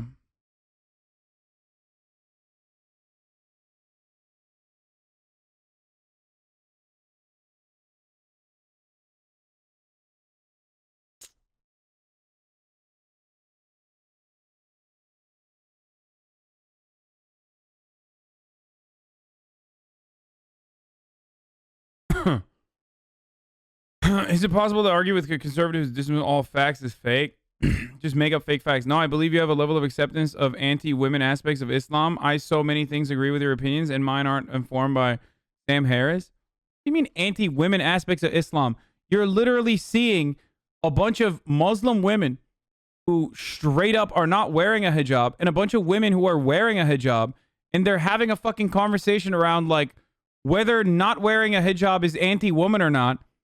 I used to have a way more fucking aggressive stance. When I was growing up in Turkey, I was a way bigger r/atheist dipshit, okay? When I was growing up in Turkey, I despised people who wear hijabs. I did. I thought, like, you know, they're lesser. I thought they were dumb. I thought they were fucking, you know, blinded and crazy and you know, belief in religion is so stupid. I had all of those fucking childish opinions, okay? I had all the childish POVs that everyone has, every person who has gone through that period of time has gone through, okay? I was fucking wrong. I grew up. I realized that there are plenty of women who wear the hijab on their own, especially in a country like America, or even in a country like fucking Turkey for the most part. Like, there are sure conservative assholes and like really religious dipshits, but their daughters oftentimes escape that oppressive approach. But some people are still forced to wearing a hijab, but it's not always a force. It's not a forced position, especially in fucking America. Okay, it literally takes more to wear a fucking hijab in the United States than not wear one. You get that, right? Like, people shit on you, people look at you. It's like a fucking beacon for bigotry. So you bet your fucking ass these people want to wear it. When you're so fucking woke, you end up turning around and like literally telling women what they can and can't wear is kind of weird.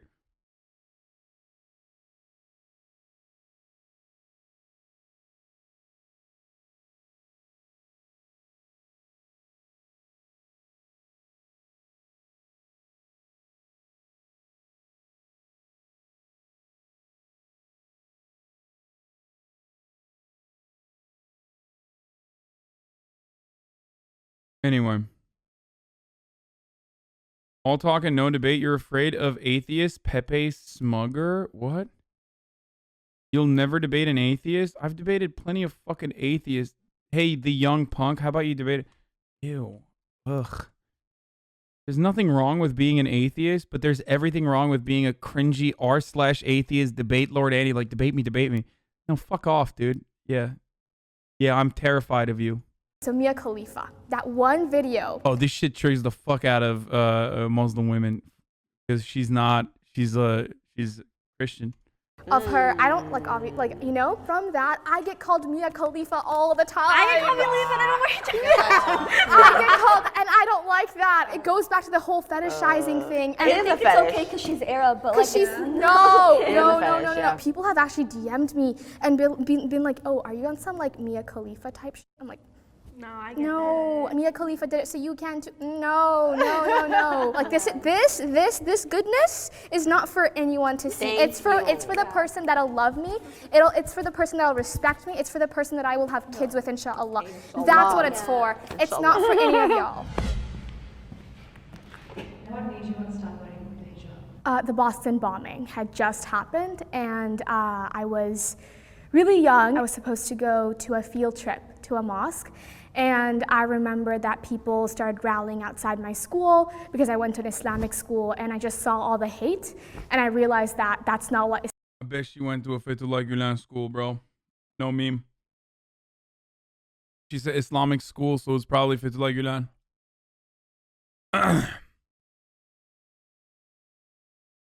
Islam is, and I need to represent it. And the first thing that I could do to represent it is start by wearing my hijab.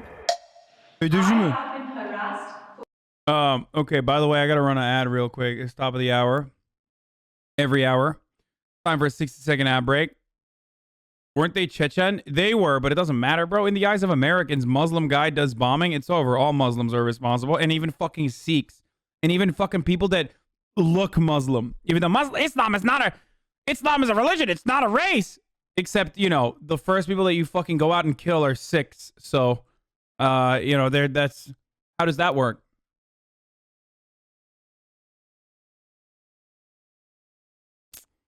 Bro, your generalizing of atheists is such a letdown of someone who thinks of themselves as an intellectual.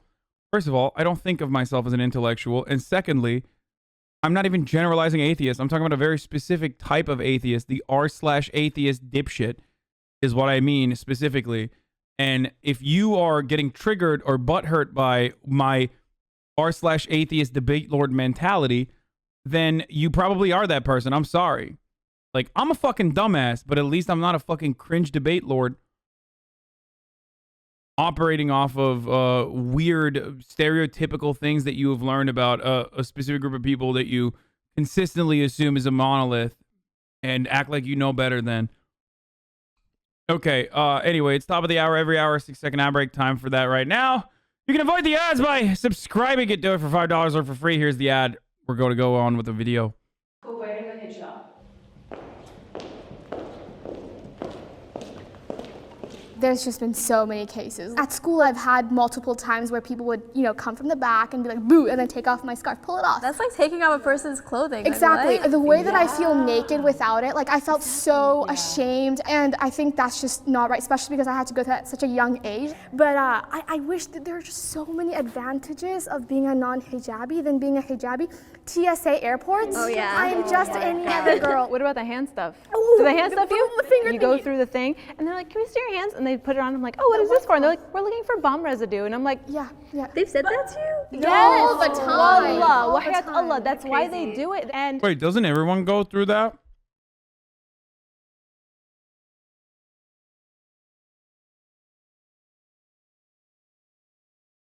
Wait.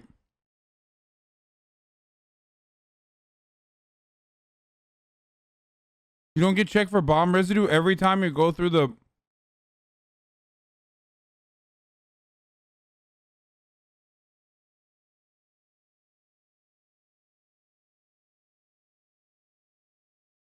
Like every time you go through the fucking thing? The X-ray thing? Where they just like rub your hands and they look for gunpowder and bomb residue? I'm not baiting. I literally thought everyone, they just stop everyone and look through their hands every single time.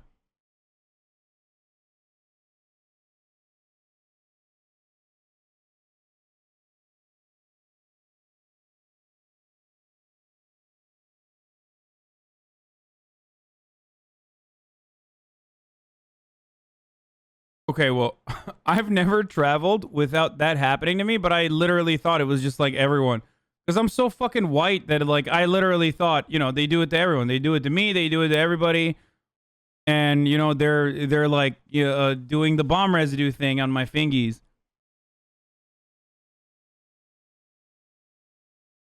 I've literally not ever had that not happen. I've every single time I've traveled, they've done that. But they don't like lock me away and fucking do a full cavity search and shit. So I just always assume that it's just a thing that's done all the time. To everyone all the time.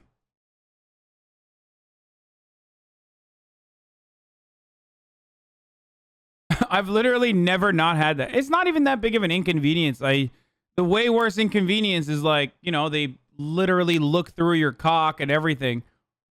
When you go through that X-ray fucking thing and they beam you with like radiation, which is worse than I think them just like rubbing stuff in my hands every time I go through that checkpoint. But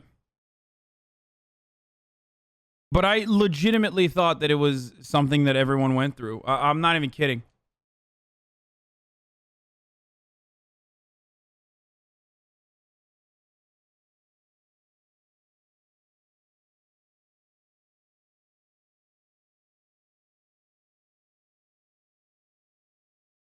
Yeah, I thought the TSA hand swab was like pretty common, but maybe it's not. I don't know. I've gotten it every time it's happened to me. All right, let's keep going. the red city I live in, they're not openly racist. They're kindly racist. Oh, God. This woman I encountered at the grocery store, I was reaching for milk. She's like, "Sweetie, you live in America now. You don't have to wear that." Wow. She thought she was doing me a favor. That's the weird thing. The superiority complex. It's just ignorance. The superiority It was complex. the white savior It hits thing. in. Yeah. Hearing your guys' stories, I feel like it hurts a little because I've heard them. That's chat, by the way. That's literally chat. That's literally chat. That's the chatters who are telling me like, oh, well, they're brainwashed into wearing the hijab, so you don't understand. Like you have a literal fucking blind spot for Muslim women because they're actually literally brainwashed. That was precisely what the fuck I was talking about, by the way, with the r/atheist cringe debate lords. So many times. And it's always the same, like, go back to your country. This is America. I've never worn the hijab, so I can never say I know the experience, but I have seen it. Does it discourage you, like our stories at all, for you to like be scared to like try it on or? No, I don't want fear to control me. The reason I don't wear it is just more personal reasons, I guess, more than it is the society's effect on me, you know? I have to be honest, like I experienced privilege not wearing hijab. People don't see me as Muslim first, and I've lived my whole life being seen as Muslim first. So when people say like, why would you take it off or whatever, sometimes like it happens where it's like you're tired of all of that and you want to like not be identified or whatever. Hijab is definitely a struggle, and a lot of hijabis struggle with hijab every day. And then we got the hate from the right wing, we got the hate from inside the Muslim community. Even the super progressive left feminists, not just all feminists, but like, you know, the exact ones I'm talking about. And then we have every single other kind Yeah, the HasanAbi community, that's what she's talking about. of person on the outside, like, take it off. Chat, get fucking called Off, out. and you're like, I want to, you know what I mean? But I'm not going to because for me, it's like, if I take it off, what am I really looking for? I'm looking for convenience, but I shouldn't care about those things. When I die, none of that will matter. Like going to your point, when I wear hijab, like I actually liked me wearing it as like a, you know, you to like West. It's a symbol of prejudice to be just as wearing MAGA stuff or a cross. People should stop wearing a hijab.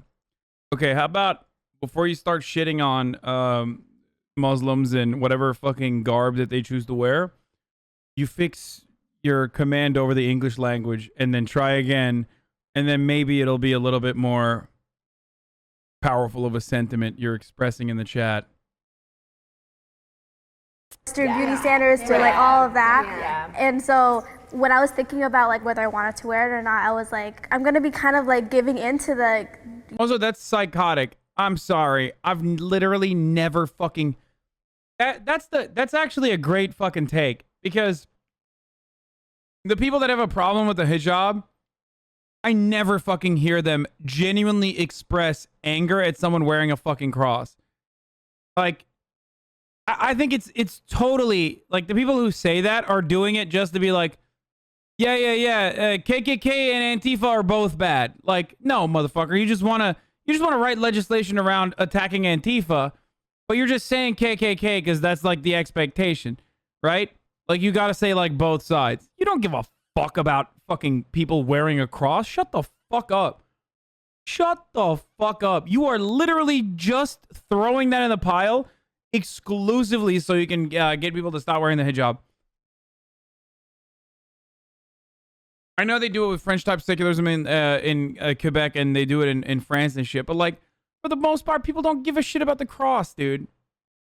Only women wear crosses? No, in general, but wearing a cross is an expression of your religion, just like wearing the hijab is too. So what do you mean?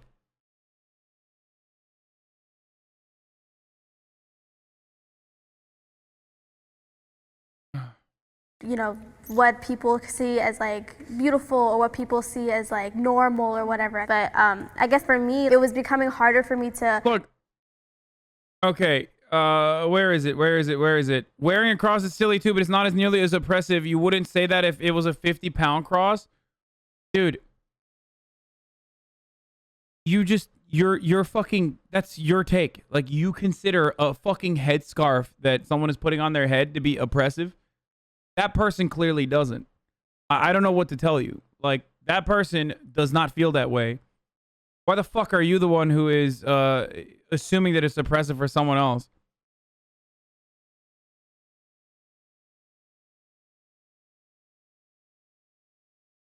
Yeah.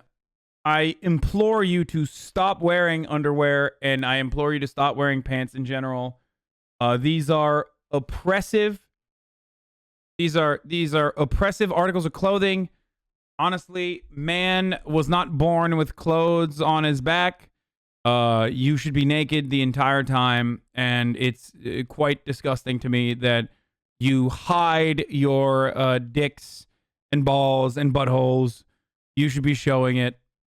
with to the suppression. understand like my purpose behind wearing the hijab, because I never got the ability to choose to wear it. My parents just put it on me, so I think for myself like I'm taking like a break. The one thing that you were saying about like, you know, your parents put you in it, I'm so sorry that happened, because that discourages so many people to wear it, and that is not right, because I am my own individual, and that's what the hijab allowed me to do. Like, I think what it did for you is the exact opposite case for me, because I got that choice. But I hope you stay on to your faith, and I hope you stay strong, ladies.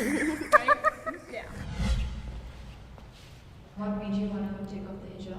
There's a lot of pressure to wear it from people, and there's a lack of an informed decision based on your own ideals. I just wanted to get a clean slate and find out for myself if it was my choice, because I didn't get that opportunity. I don't think there could be a time where I could ever remove the hijab. I'm in a really comfortable place with it now. I always want to normalize just Muslim women in general, because there's always like a negative stigma towards Muslim women that wear hijab especially. It's really frustrating that I hear that we're oppressed. So it's really important for me to wear it and show people that we are normal people. We're just like regular girls. We just happen to wear it for our religion. Modesty in Islam should be redefined for the 21st century. I don't know. Oh, thank you. Of course. It has to do with lifestyle choices and things like that. So for example, like, women didn't start working until when? Not very long ago. Yeah, a couple of decades ago. Life was very different then. Culturally speaking, we should change. But religiously speaking, how much can you really change? Like, Islam gives women so much. It allows us to be whoever we want, act however we want, do whatever we want, and keep our income and stuff like that. Modesty is just a really broad term. I totally understand where you're coming from, but I definitely think that staying stuck in the same mindset can be very damaging. You know, I can't be like, it was done like this, so we have to keep doing it like this. And I also think it changes from country to country. So like, I personally lived in Syria for 7 years, and the things that I can get away with here are not the same things that I can get away with there. And so what they consider— Didn't drive 10 years ago? Wait. Oh, I didn't know that Muslim women were not allowed to drive 10 years ago. I didn't know that. Yeah. Oh, shit is right, motherfucker. If you don't know what the fuck you're talking about, why do you fucking say dumb shit? That makes you look like a fucking racist dumbass.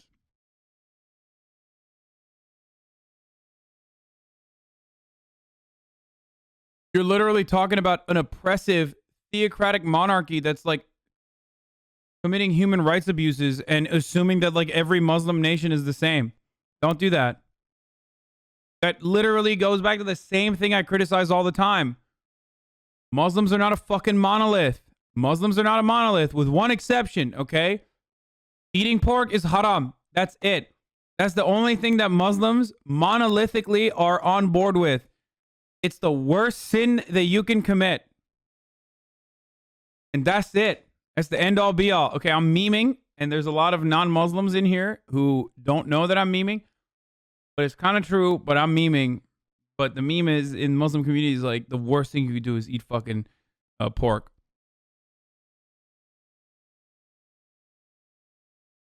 Motherfuckers will, like, do cocaine and then be like, no, bacon? Come on, bro. Haram. Yemeyiz abi domuz. Yenilmez abi domuz. Actually, a lot of Turks I know will say that they don't like the taste of it because they just like didn't grow up with it, I guess. There is a line, and that line is pork, motherfucker. Yeah. Bro, I'm a shitty Muslim, and that's the one thing I've never done. See, that's what I'm saying. It's delicious, by the way. Straight up. Oof, ham. Oh, Iberico. Jamón Iberico, dude. Holy shit. God damn, dude. That shit is so good. Ooh, it's so fucking good. different than what we consider modest. Yeah. I think that the human in us, the sinners in us, wants it to change so we can do more. I think low key, we all want to dress a certain way so we can be attractive. And if how you want to present yourself to be attractive is sexual attraction from the opposite sex. If you want that, that's fine, but I think that's what it is, low key. I feel like a lot of Islamic scholars sort of just try to relate it to this generation. I think people just try to make it easier based off of how other people are dressed here. Yeah. But it's still super clear, and I don't think it should be like altered based off of the year we're living in. I would say I don't think it's super clear. Even within the Quran, there's so many interpretations of every single text. So we don't know exactly what Allah subhanahu wa ta'ala meant when it said cover this and that, because people had interpreted it crazy different ways. We should move the conversation away from specific physical clothing, acts, and rituals and focus on the lifestyle. I think we should focus on both. I think Yeah, but why do you want it to change off of the I don't focus? think we need to redefine modesty, because I think that modesty in itself is not a dated or archaic kind of like concept. I think modesty is like the holistic way that we treat each other. And obviously like the different acts that we do to portray modesty has differed, but I would say modesty as a whole is like same from beginning of Islam to now. Alhamdulillah. MashaAllah, we did it. Yeah. Yes. Alhamdulillah. Dude, there's no way I'm gonna get this right.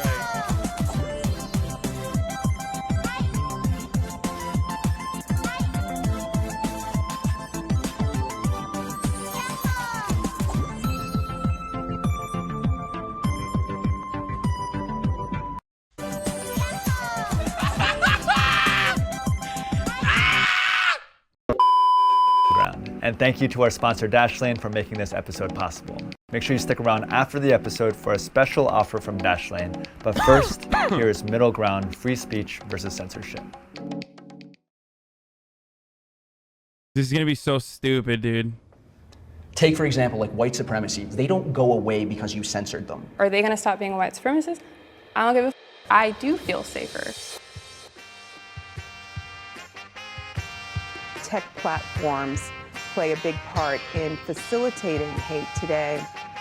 Twitter specifically has banned a number of different conservative accounts, not just the president. They can do whatever they want. They're private businesses. I think that people should be able to say whatever they want online. However, I think that there should also be consequences. The president of one of the most powerful countries in the world doesn't have access to social media. I think platforms have a right to moderate content.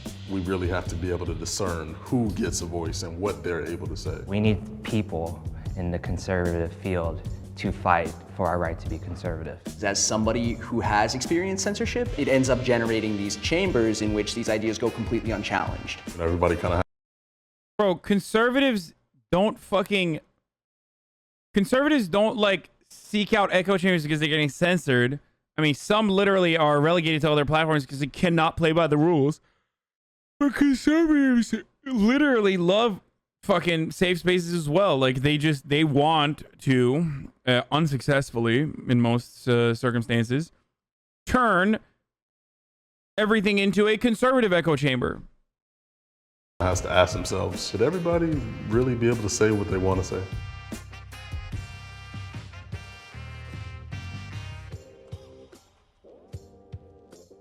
Hi, I'm Leah Thomas. I am a writer and the founder of Intersectional Environmentalists, which is an online environmental media hub. Hi, I'm Lawrence. I'm a public policy analyst for San Bernardino County. Hi, I'm Bennett Kelly. I'm the founder of the Internet Law Center, and I'm an attorney who represents victims of online harassment. I'm Michael. I'm 30. I'm conservative, and I work in finance. My name is Jerome. I'm a political science student. I am 21, and I'm originally from Massachusetts. Oh, dude, I already banned this guy. Oh my God, it's going to be really funny when Jerome says his personal experience with censorship was when he was on the HasanAbi stream and got banned for saying, you know, why can't we make it legal to shoot blacks on sight or some shit. You know what I mean? Like... Hello, I'm Joseph. I'm an accountant and I'm working towards my CPA and I'm a part-time poker player. The prompt is, the right is more censored. Yeah, I'm sure that's what he said. First of all, people say that shit in my chat all the time, you fucking moron. And secondly, that was clearly a fucking joke. And finally, I don't think that person was ever in my chat. That was, again, a joke.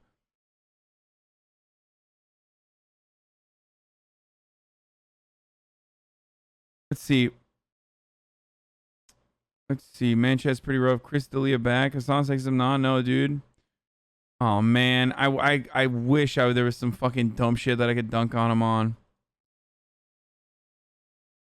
Colorado and active shooting go hand in hand. Yikes. I know. Colorado, not famous for a bunch of fucking mass shootings. You're right.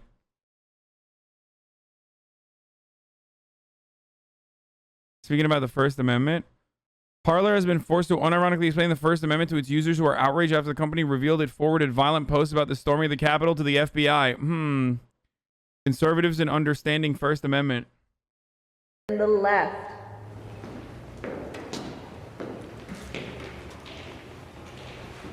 I mean, we think it's obvious, right? Yeah, I'm assuming most of us are conservative-ish, you know, in that spectrum, but I think that a lot has happened during the January 6th riots. That's why we see it more, and that's why it's more big of a problem now. You know, Parler can't even be on the App Store, or, you know, I mean, Trump got kicked off Twitter. I mean, he's the leader of the free world, basically, at least for the US, and, you know, he doesn't even have access to a social media.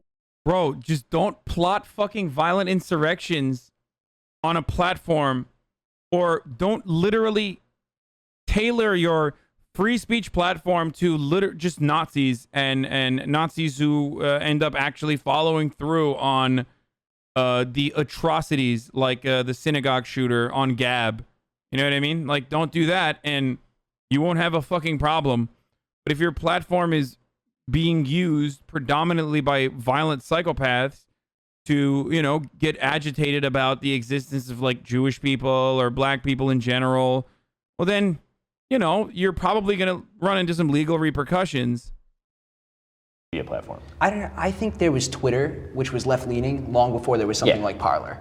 Well, absolutely. You know what I'm saying? Yeah. Like, I think that these... The irony is that Parler itself is not exactly super popular. Conservatives fucking don't like Parler because, and I've talked about this already, a lot of conservatives want to turn the actual mainstream culture more conservative and turn it into a conservative echo chamber, but they're unsuccessful at it. However, they also love owning the libs. So Parler is not exactly successful because no libs want to fucking touch that shit. And the real reason why they want to be on Twitter is because they want to own the libs on Twitter. And they want to own the libs by doing things that happen to violate the terms of service on Twitter. And they want Twitter to not look at their routine violations and harassment policies and shit like that. That's what it is. That's the real problem here. Parler is not fun. There's no libs to own. Before there was something like Parler. Well, absolutely. You know what I'm saying? Yeah. Like, I think that these echo chambers that are created as a result of censorship are a reaction. They're reactionary. They're not necessarily, they wouldn't exist by themselves if right-leaning people weren't being censored. Yeah.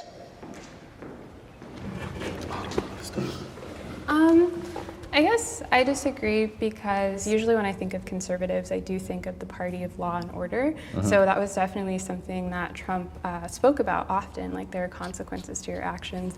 Maybe more people could read the terms and conditions and find a platform that they feel more comfortable with, like Parler, 4chan. But what Trump said wasn't really as bad as what I've seen other Democrats say. Well, I guess to not deflect, what should be the appropriate consequences when someone violates the terms and conditions? Oh my God.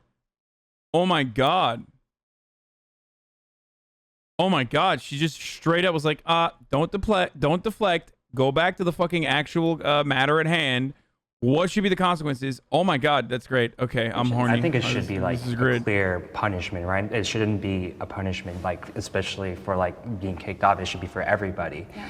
But if that is the solution, that has to be the solution for everybody. So No Name, Sean King are two of the most prominent left-leaning activists that I know of.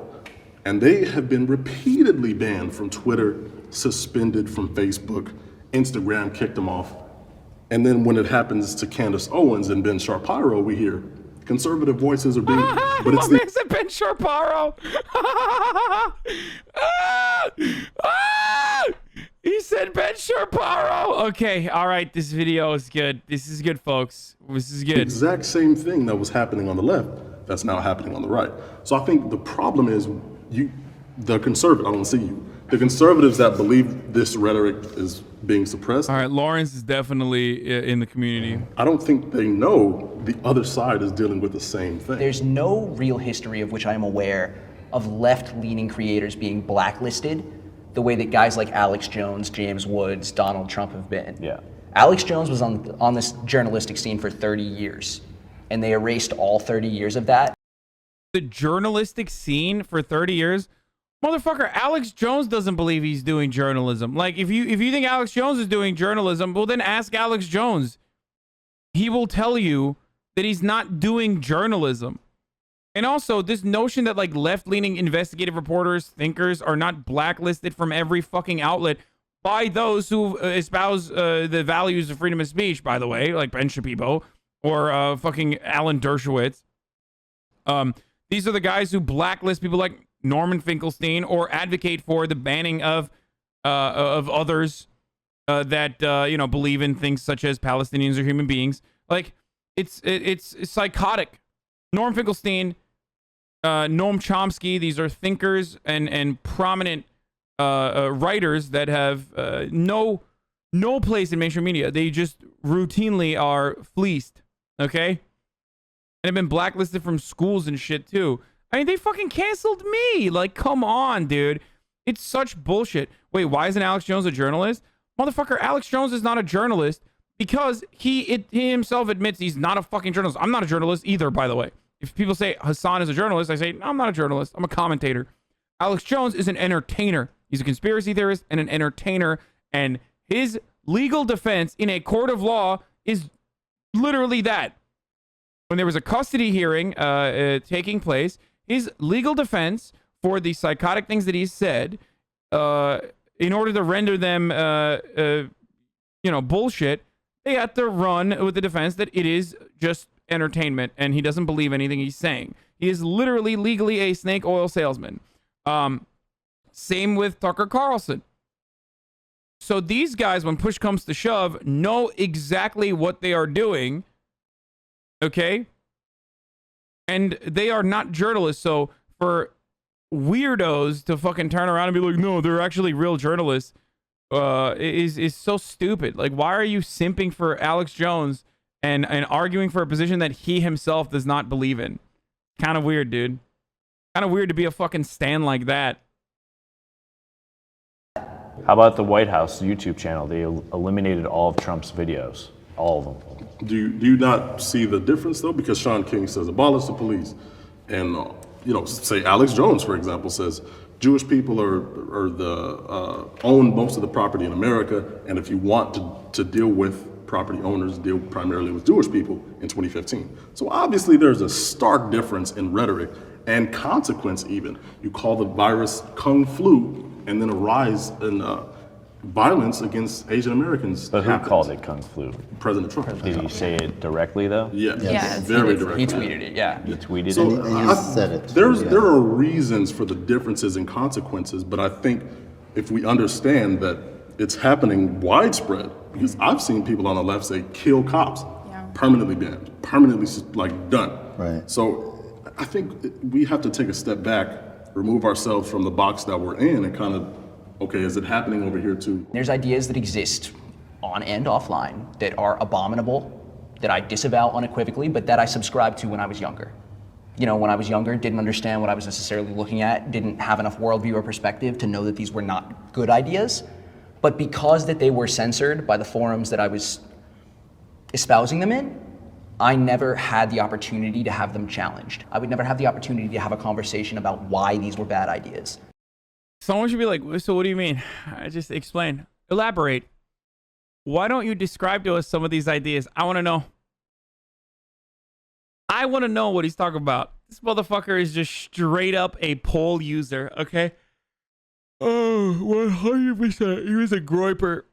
He's a groiper who's like been reformed and still probably holds on to a lot of the groiper takes, but yeah, 100%. Oh, I was in a forum and I had some really crazy ideas. Like, there was no purveyance of the ideological free market, and that's really the only way for these ideas to go away. Take, for example, like white supremacy. Yeah, dude. Yeah, no, it's just only debates. That's the only way to do it, guys. No, straight up. Yeah, that's how the Nazis were defeated, and that's how this will always take place in the ideological free market. Like, it's so dumb. Like, it's so fucking stupid. Like, how are you, if you are better, right? If you are better now, if you have learned your lesson and you have moved on from being a probably Nazi on the internet, then why are you still vilifying the liberals not being there to debate you and not the fucking dudes who radicalized you into believing things that you no longer supposedly believe?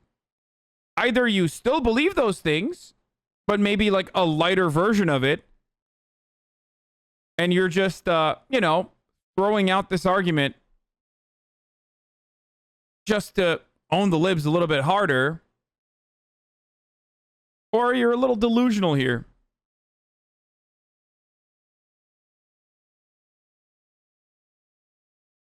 People who have those beliefs don't go away when you ban them from platforms. Those beliefs don't go away when you tell them to shut up. Those beliefs don't go away when... It's literally not true.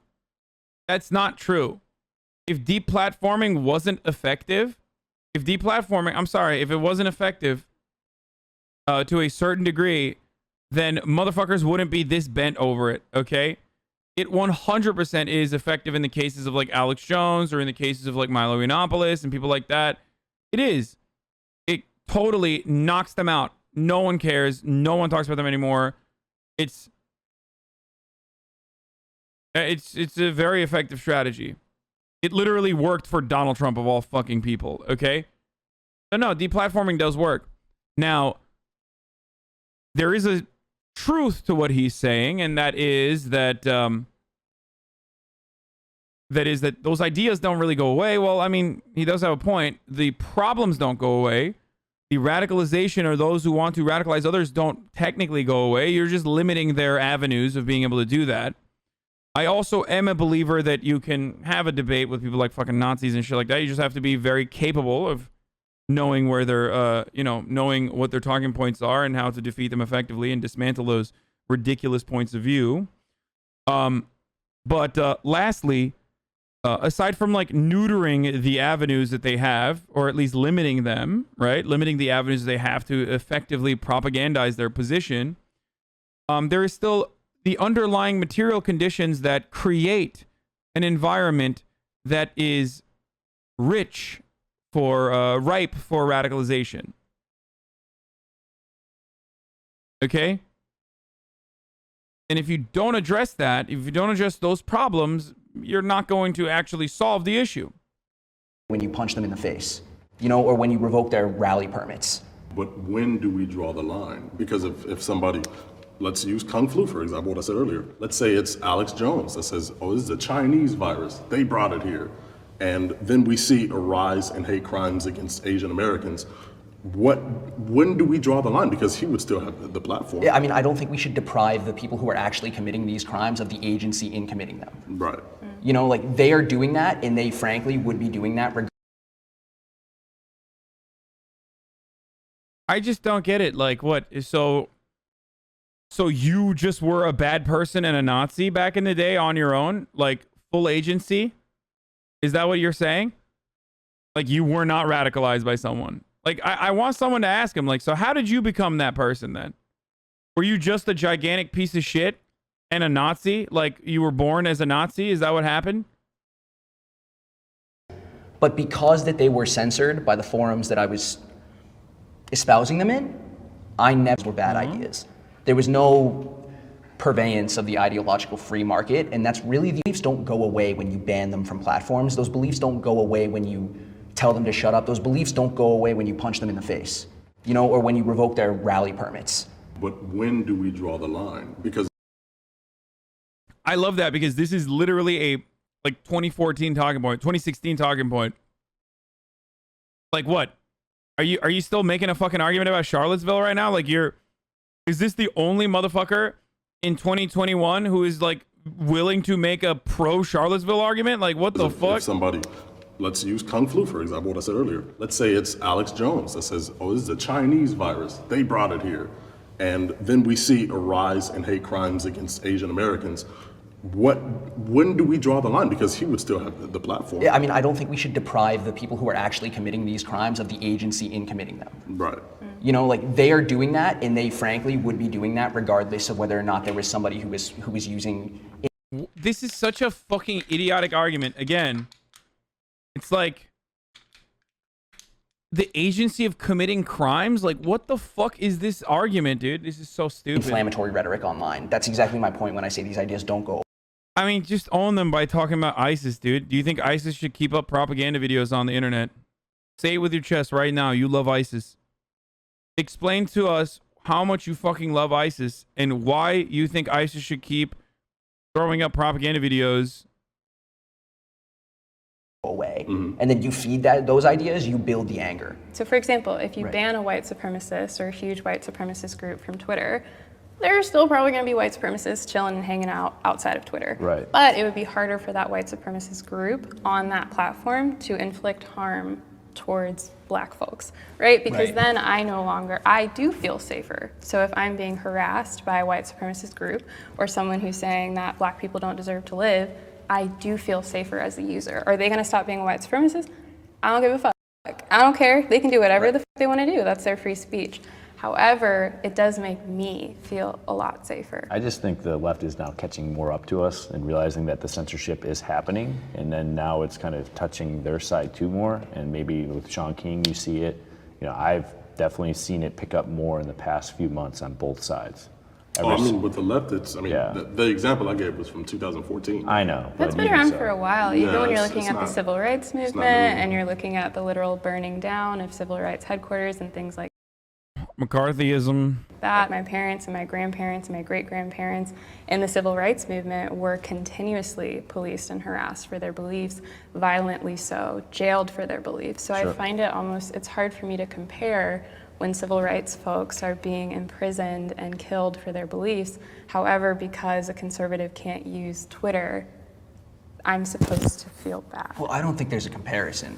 What I wonder is whether or not there is a leftist ideologue, someone who is similar to Alex Jones or someone like that was blackballed from 6 social media platforms over the course of 12 hours. Who? On the left, it doesn't really happen at all. Look at what they admonish, like abolish police, you know, give everybody health care. Like, what in that world, what in that realm? I'm not a left-wing Alex Jones motherfucker. That would imply that I'm like a believer, or at least a staunch advocate for conspiracy theories that are delusional and psychopathic. Would be like, you're done. You don't need to, you know, you're talking about killing people. So we're saying burn it all down this summer during the riots. Buildings, but that's not, you know, but that's people. still people's property. You know, they saved their whole savings. You know, 2 billion damages as a country. We need to say that violence is bad. Burning people's, you know, stuff is bad. And killing. I think we need to give perspective to unarmed it. people Yeah, it has to be context. Yeah, because we can't say burning buildings is bad and then not understand the reason as to why they're burning. I don't agree with burning them, but we kind of got to give context to both. You know, we can't just say this is all terrible. You know, I don't want to be anecdotal about this, but at the same, so my parents are immigrants. You know, they work for everything that they have. My mom, she came from a family of 6, and they didn't have a lot when they came to this country. And each of their siblings, including my mom, they had to work for everything that they have, and they made something of themselves. So and then we also have rental properties. So if one of them. Do I have to rewind it? I need to see this, right? And then we also have rental properties. So if one of them burned down because of a riot, that's our life savings right there. We put a lot of money into that. You know, so I guess let's take it back to the civil rights movement, because usually I think the future sometimes is a better indicator of what's like morally right and wrong. I lived about 10 minutes from Ferguson and was there when those buildings were burning down, and it was incredibly terrifying. But I also remember the business owners who said, I can replace my windows. What I can't replace is a lost child. So hearing those business owners, hearing them, I can talk about them hypothetically and how I hypothetically think they might feel, but I also can talk about people who had their own buildings burned down. Of course, you know, and people who do say that they're on like, you know, the Black Lives Matter side, of course. Not necessarily, a lot of them are white. But at the same time, you know, like I go back to business because, you know, I'm an accountant, you know, I care about the numbers and all that stuff. But and I care about Black lives. I care about lives. Yeah, we all care about Black lives, but also too, like a lot of misinformation. Do you? So why is every conversation that you guys are supposedly having about Black lives revolving around the aftermath of a Black life being taken, where you are spending more time on fucking property damage rather than the actual fucking state monopolizing violence and using it upon innocent Black people? Kind of weird. I don't really understand it. Also, if you're an accountant, I'm sure you have heard of a really unique concept. I don't know if you boys are aware of this. Some of you might not have heard of it. It's called insurance. Well, I know the accountant knows insurance because he actually gave that $2 billion figure, which actually came from insurance claims. So I know that this motherfucker is aware that insurance exists. You know what I mean? I know that he knows. Because, you know, he mentioned it. So was spread about those riots too, with the hands up, don't shoot. They said that he was facing backwards, and they found out that he wasn't, and he didn't have his hands up. You talking about last year? Or? No, talking about Michael Brown. That's what started this. Yeah. Let's just not Well, get then they're into that. spreading the misinformation, and then it also. And also, if you'd like to have the perspective, so I would. Life insurance exists too. Just use it to get a new life, idiots. Yeah, exactly. True.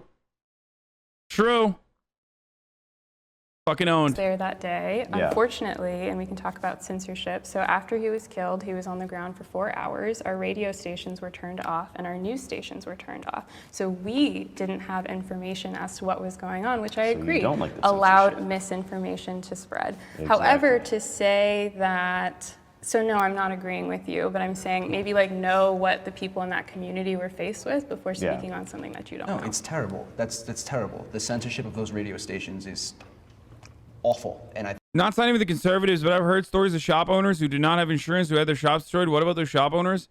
Brother, I don't think you understand. Okay? People aren't saying it's good that those shops got fucking destroyed. I'm not saying that. Okay? It's bad. But if the entire argument revolves around, once again, your shop being fucking destroyed in a conversation that originally started because a person's life was taken, then you're basically saying, well, this guy's fucking shop got destroyed. That's actually worse.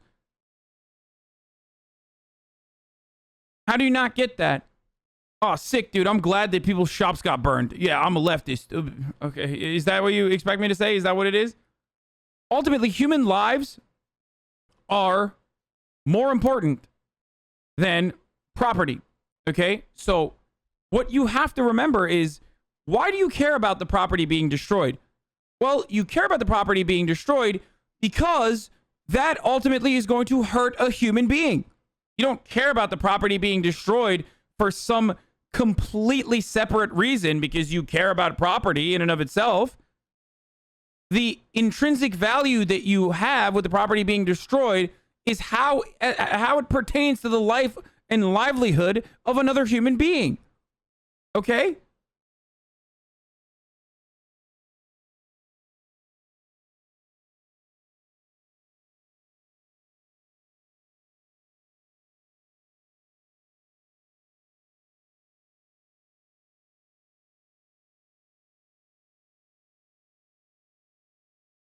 I think it contributed to a lot of misinformation.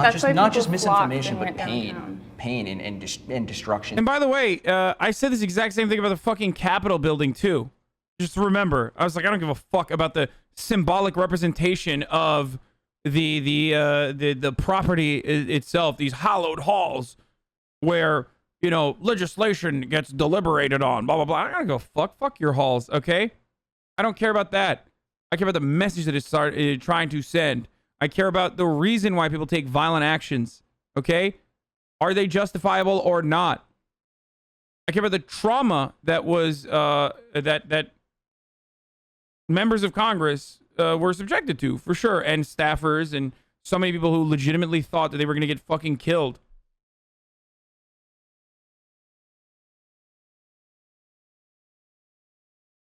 That happened within those communities because people weren't being given the information they were entitled to. Yeah. You know, I think that in itself is an argument against censorship for sure. Great argument. How come the property damage crowd doesn't mention the Nashville bombing? Yeah, if you fucking were like horny for property damage, then you would literally routinely talk about the Nashville bombing, which caused a fuckload of property damage. But you don't. You want to know why? Because the motherfucker who blew himself up only murdered himself and no one else. And that's precisely why you don't talk about it, because there is no like discernible political thing that you can associate it with as well. Tech companies should be allowed to ban whoever they want.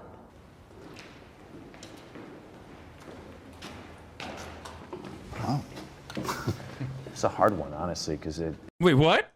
Is it whoever, just based on what they deem is wrong? Like, I don't know. Wait, what? I worked in. So there is no censorship problem then. Okay. GG's, never mind. End the video. So if you stand up and say tech companies should be allowed to ban whoever they want, and you say yes to that,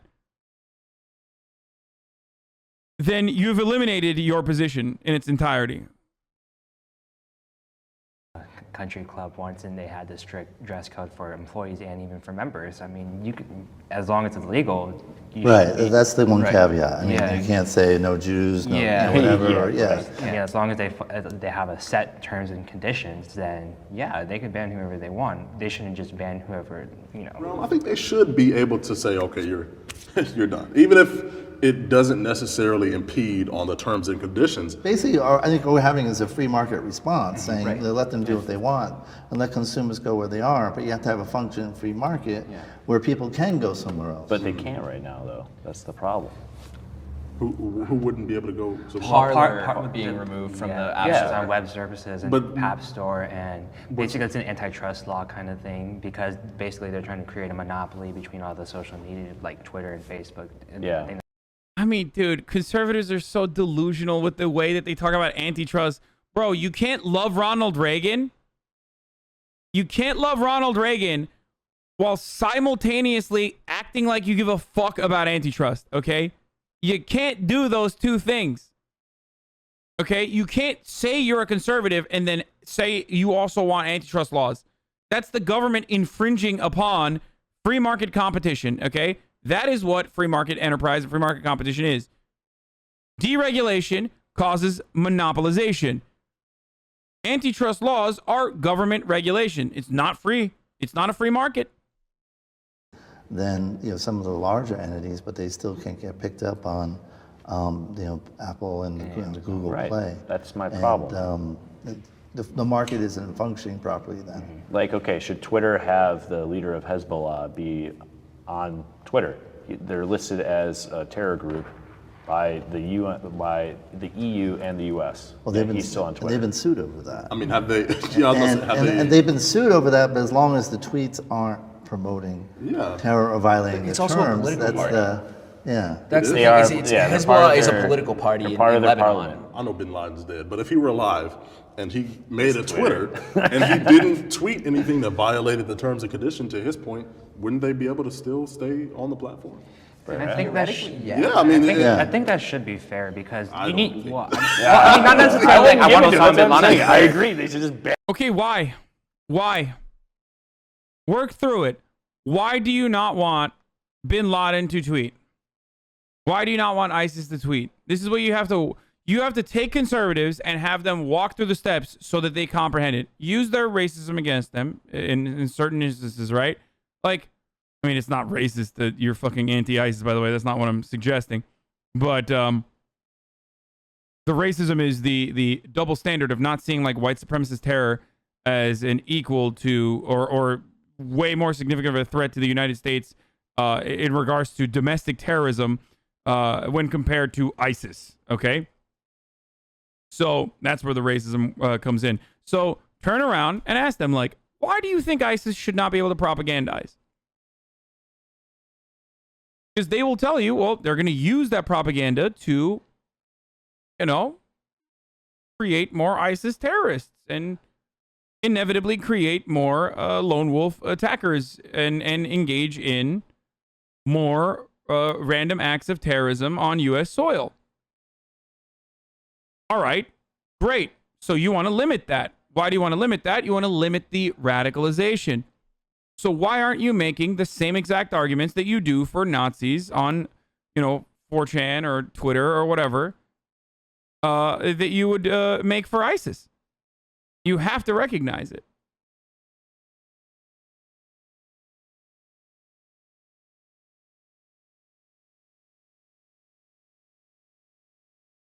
Like, what is this? What is this double standard? Like, oh, you're at which point you just have to admit that it's okay when white people do it. Like, you literally just believe that it is okay when white people do it. That's what you are saying. I'm sorry. That's what you're saying. If you don't think ISIS, if you think ISIS should not have a Twitter account, but, you know, white supremacists can and should, then you're a fucking hypocrite who thinks that white supremacists are good for doing what they're doing.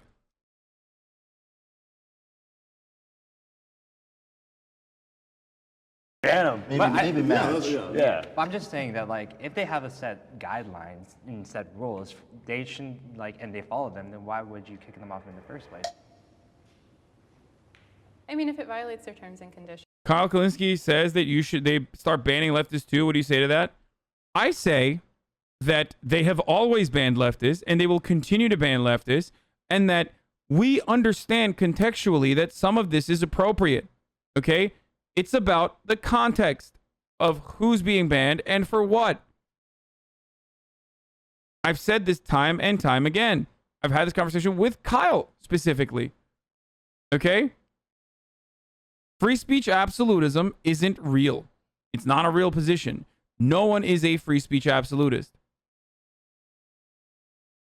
There are obvious infractions and obvious limitations to free speech. The argument that we always have revolves around what your personal limitations are for free speech, rather than whether you believe in free speech absolutism or not.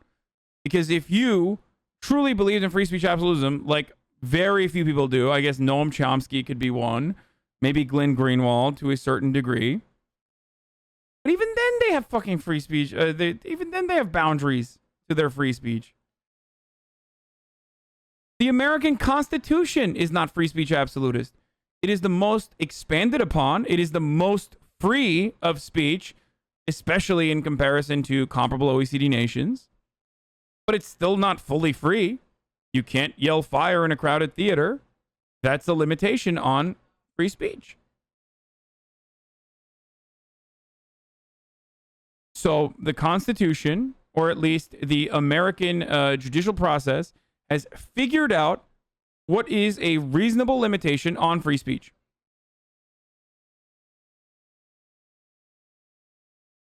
That exists already.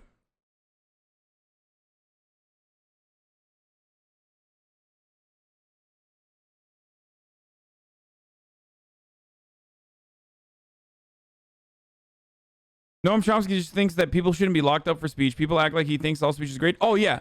And Noam Chomsky and I are in agreement on that. I don't think people should be locked up for speech. Don't. I think they can ban whoever they want, but I guess just a hypothetical, if all of a sudden they were like, we don't want to see breastfeeding, so we're going to ban everyone just because we want to. Technically they can because they're a private, business entity, but I guess morally it kind of rubs me the wrong way. I want to agree, but I feel like if I do agree, then I feel like I would be giving social media and tech companies far too much importance. Right. People exist with hate speech is worse than other crimes you can get jailed for. I mean, I guess that's true. I can hate speech can be worse than I don't know, getting fucking jailed for being in possession of marijuana.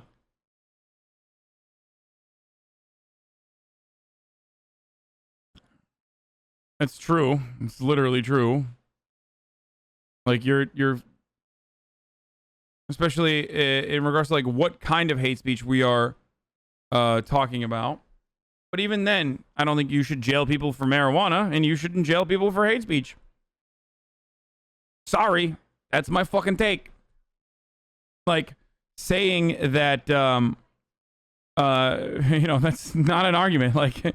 Saying that there are fucking crimes, lesser crimes than hate speech in your mind, or less impactful crimes than hate speech in your mind, that people get jailed for, does not mean that we should lower the barrier for jailing people. It means we should make it so that it is more difficult to jail people. without social media. I don't think if you ban somebody that's like a morally egregious act. I think you'd be shocked the number of people, especially like my age and younger, who get their news exclusively from social media. My worry about it is that the algorithms of these companies do not incentivize nuance.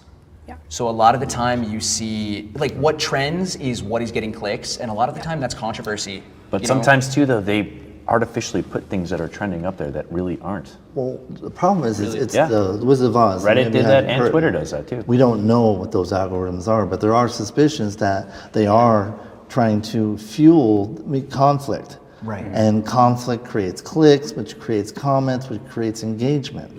And so in some ways, social media is dividing us as much as it is bringing people together in this big platform. Oh, they definitely profit off of the division too. When we talk about the terms and agreements, it's interesting because there's nothing that says incitement of violence. But if we do put incitement of violence, then Trump didn't really incite. I believe he didn't incite them because he didn't say, "Oh, go to the Capitol and beat them up." Yes, he did, dude. What the fuck? He's not wrong, though. Get the fuck out of here. What else does he have to say, dude?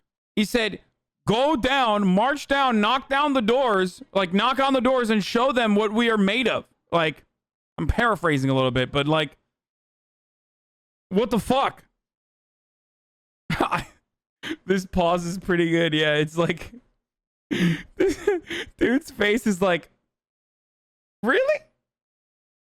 Yeah, but you have people on, during the Black Lives Matter movement saying, be restless, break down stuff, punch a Nazi in the face. Maybe if you communicated with those people, you would know that a lot of people were banned. There were mass bannings of Black Lives Matter supporters since Antifa. 2014. I personally don't know anyone who identifies as Antifa. That's usually something that I hear as like a talking point on the right. But personally, I know they exist, but I don't know much about them, so would love for you to explain. So, I mean, they are getting banned, right? I personally don't think so because I think maybe small people, because I focus on the big social justice account showing. I feel like there are people who actually sit violence, like Maxine Waters, Chris Cuomo, Don Lemon. Chris Cuomo's inciting violence? He said who said protests have to be peaceful? Yeah. I think a good basis point to look at that from is whether or not someone who goes on and incites violence, who is a politician, is being treated differently than someone who goes on and incites violence and is a protest organizer. I think as a concern, yes, the inequitable enforcement of terms and conditions is a concern to me on whatever side it's on. And I think back to their various examples. I mean, I think one good one is the Covington kids. Are you guys familiar with this? Of course, yeah. Where a lot of people were putting things like, kids, we're gonna feed these kids into the wood chipper, et cetera, et cetera, et cetera. And they weren't really getting banned from it. Yeah. And there was postulation in right-leaning circles that it was because those kids were wearing MAGA hats. Cancel culture is a conversation that has been happening in liberal spaces as well. Maybe we don't have Fox. I don't know. We have these other stations, but maybe it's just not reported on a lot. However, that's dumb as fuck. Anyone who says those kids be fed to the wood chipper is a fucking freak, okay? And there are freak ass liberals out there who like to get their freak on and say freak ass shit. All right? Straight up. But again, if you are spending this amount of time talking about this sort of shit, then you don't have a lot of worries, it feels like. However, I do... The guy who said that got banned immediately? Yeah. Hear so many conversations about cancel culture, forgiveness, and accountability happening in liberal circles as well. Spreading lies should be protected as free speech.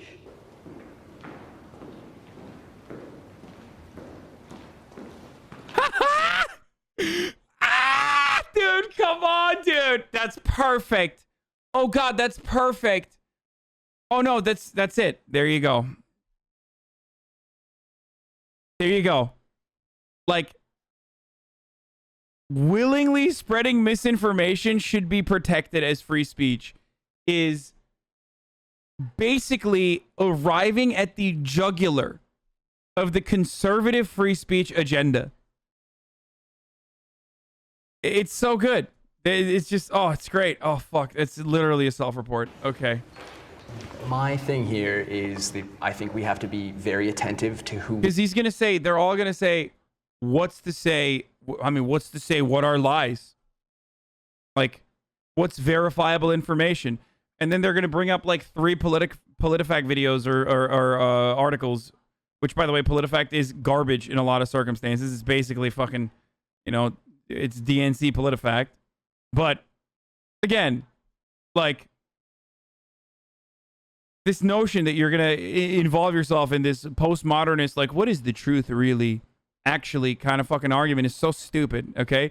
If you are willingly spreading lies and propaganda to deliberately misinform people, then no, these platforms should not offer you a fucking platform. We You're make doing that. the arbiter of the truth. When I think about lies and like people's lies, you know, I think about people's truths, you know, people's perspective, people's opinions, and you know, that should be protected in that sense, because if you feel something and you believe in something or you have an opinion on something, that is your truth. That is, well, maybe to some people it's a lie, maybe to most of the people it's a lie, but that's your truth and you have the right to say your truth, right? When Donald Trump started this campaign of, you know, I hate this. This is literally just like, bro, this is straight up, I say this all the time. Conservatives are such fucking snowflakes, dude. I'm sorry. Like, they literally operate on this notion that, like, just because I'm a unique little American baby, that means it's true to me. And because it's true to me, it should be true to other people as well. I should be able to just try to convince other people of my lies, okay? No, motherfucker, your opinion is garbage, okay? Sorry. It's so stupid. It's so fucking stupid. Election was rigged. He actually does believe that. That is his truth. It seemed like a lie to a lot of people on the left, and probably some people on the right. But he has the right to say that. You know, there's nothing in the Constitution. There's no law saying. Well, the question that begs is who says whether it's a lie? Yeah. Who decides it's a lie? Yeah, who's the arbiter, like you said? If we allow lies to be spread as part of like a free speech, then we have what we have now currently is, I think 500,000 people now died of coronavirus. And a lot of them died on account of just lies. You know, I know conservatives better than they know themselves, dude. If you wear a mask, you know, you can't breathe in it. You know what I'm saying? You don't have to social distance. This is a liberal hoax. So if we protect lies in the realm of free speech, they have real life, real time consequences. You know, we protect people from certain things that are dangerous. And if I said, take this placebo, don't, because it'll cure cancer, and people did that and died, that would be dangerous. Theoretically, you would be liable, correct? I would be liable If you too, use your yes. credentials to say, drink this and it will cure your cancer, and Right. someone did that, you would be liable. But would CBS give me airtime for a commercial for that? No. We complain as conservatives that there's not enough fact checkers that are. Yeah, well, that's infringing on your free speech, brother. Come on, say it. Say it, motherfucker. Turn around and be like, well, no, CBS should give you a platform. Come on. The irony here is that his hypothetical is literally something that happened. And that's the sad part of this, is that his hypothetical is pretty goddamn close to the truth of what happened with Donald Trump and hydroxychloroquine. Like, that was literally what happened.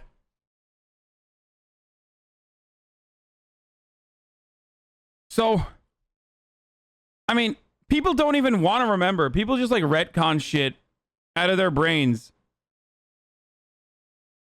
Right? They just try to fucking retcon shit immediately and forget that, like, what was that witch doctor lady? The Holy Ghost Send the Power lady who was like put up there by Charlie Kirk and a bunch of other like psychotic right-wingers. Dr. Stella Emanuel. Yeah, Dr. Demon Seaman.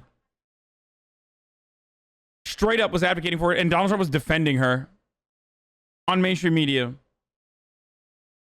They're on the right. There's Snopes, there's Fact Check, they're on the left, but there needs to be someone to take to. Snopes is on the left? Oh, yeah. Snopes is not on the left. It's liberal as fuck, okay? It is liberal as fuck. I'm sorry. They shit on Bernie Sanders and stuff, too. It's so dumb. But here's the reality.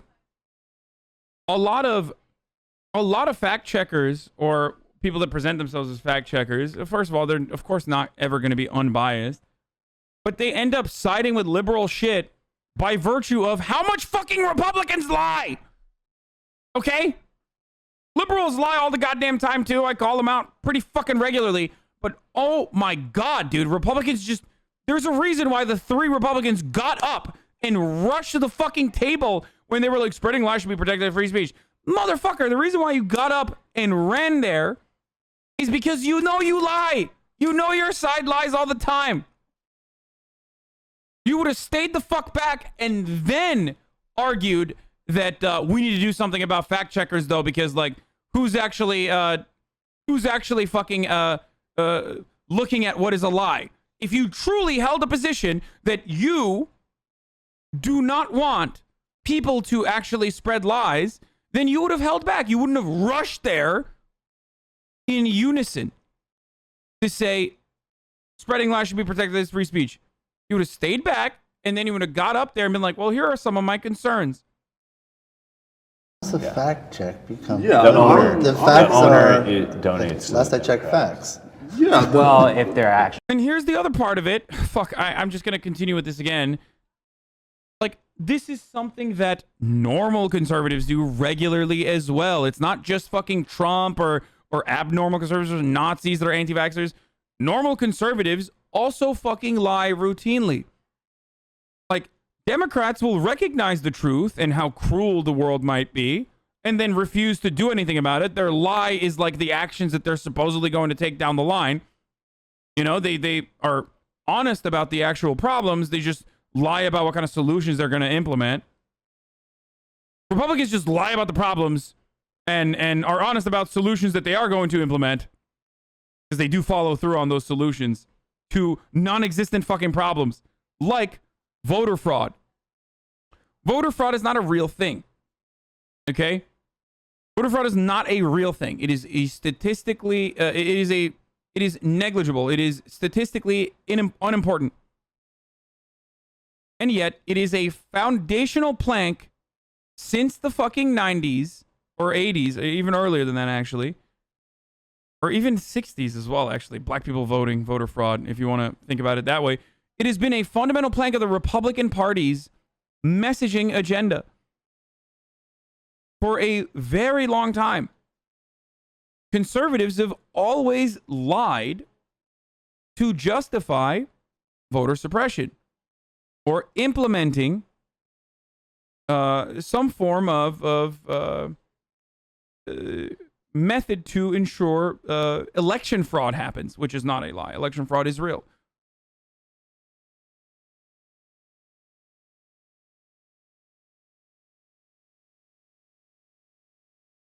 A fact check. Well, are there any that you all support that we could like look into, or do you think that's something that like Republicans could try to That's make what more I mean. like There needs to be. I personally think that Snopes and Politico are by and large very accurate. Yeah. I think that, oh, I'm sorry, go ahead. No, continue, please. No, I think that they're by and large very accurate, but I think as with literally any media source, I mean, you can't look at, there is nothing that will be the unequivocal truth. Right. There is nothing, you know, so you need to like look at, things I are mean, well, you need to based look in at it and know that scientific it's being method. written from a Yeah. place of bias. Oh, I mean, sure, like hydroxychloroquine is not gonna like cure you of COVID. Right, You know, but that's not liberal or conservative, that's just true. That's stupid or I guess not stupid. It depends. Right. It depends. It depends if it's like an opinion, and then it also depends if people like politicians love throwing out. So how do you different- deal with it then?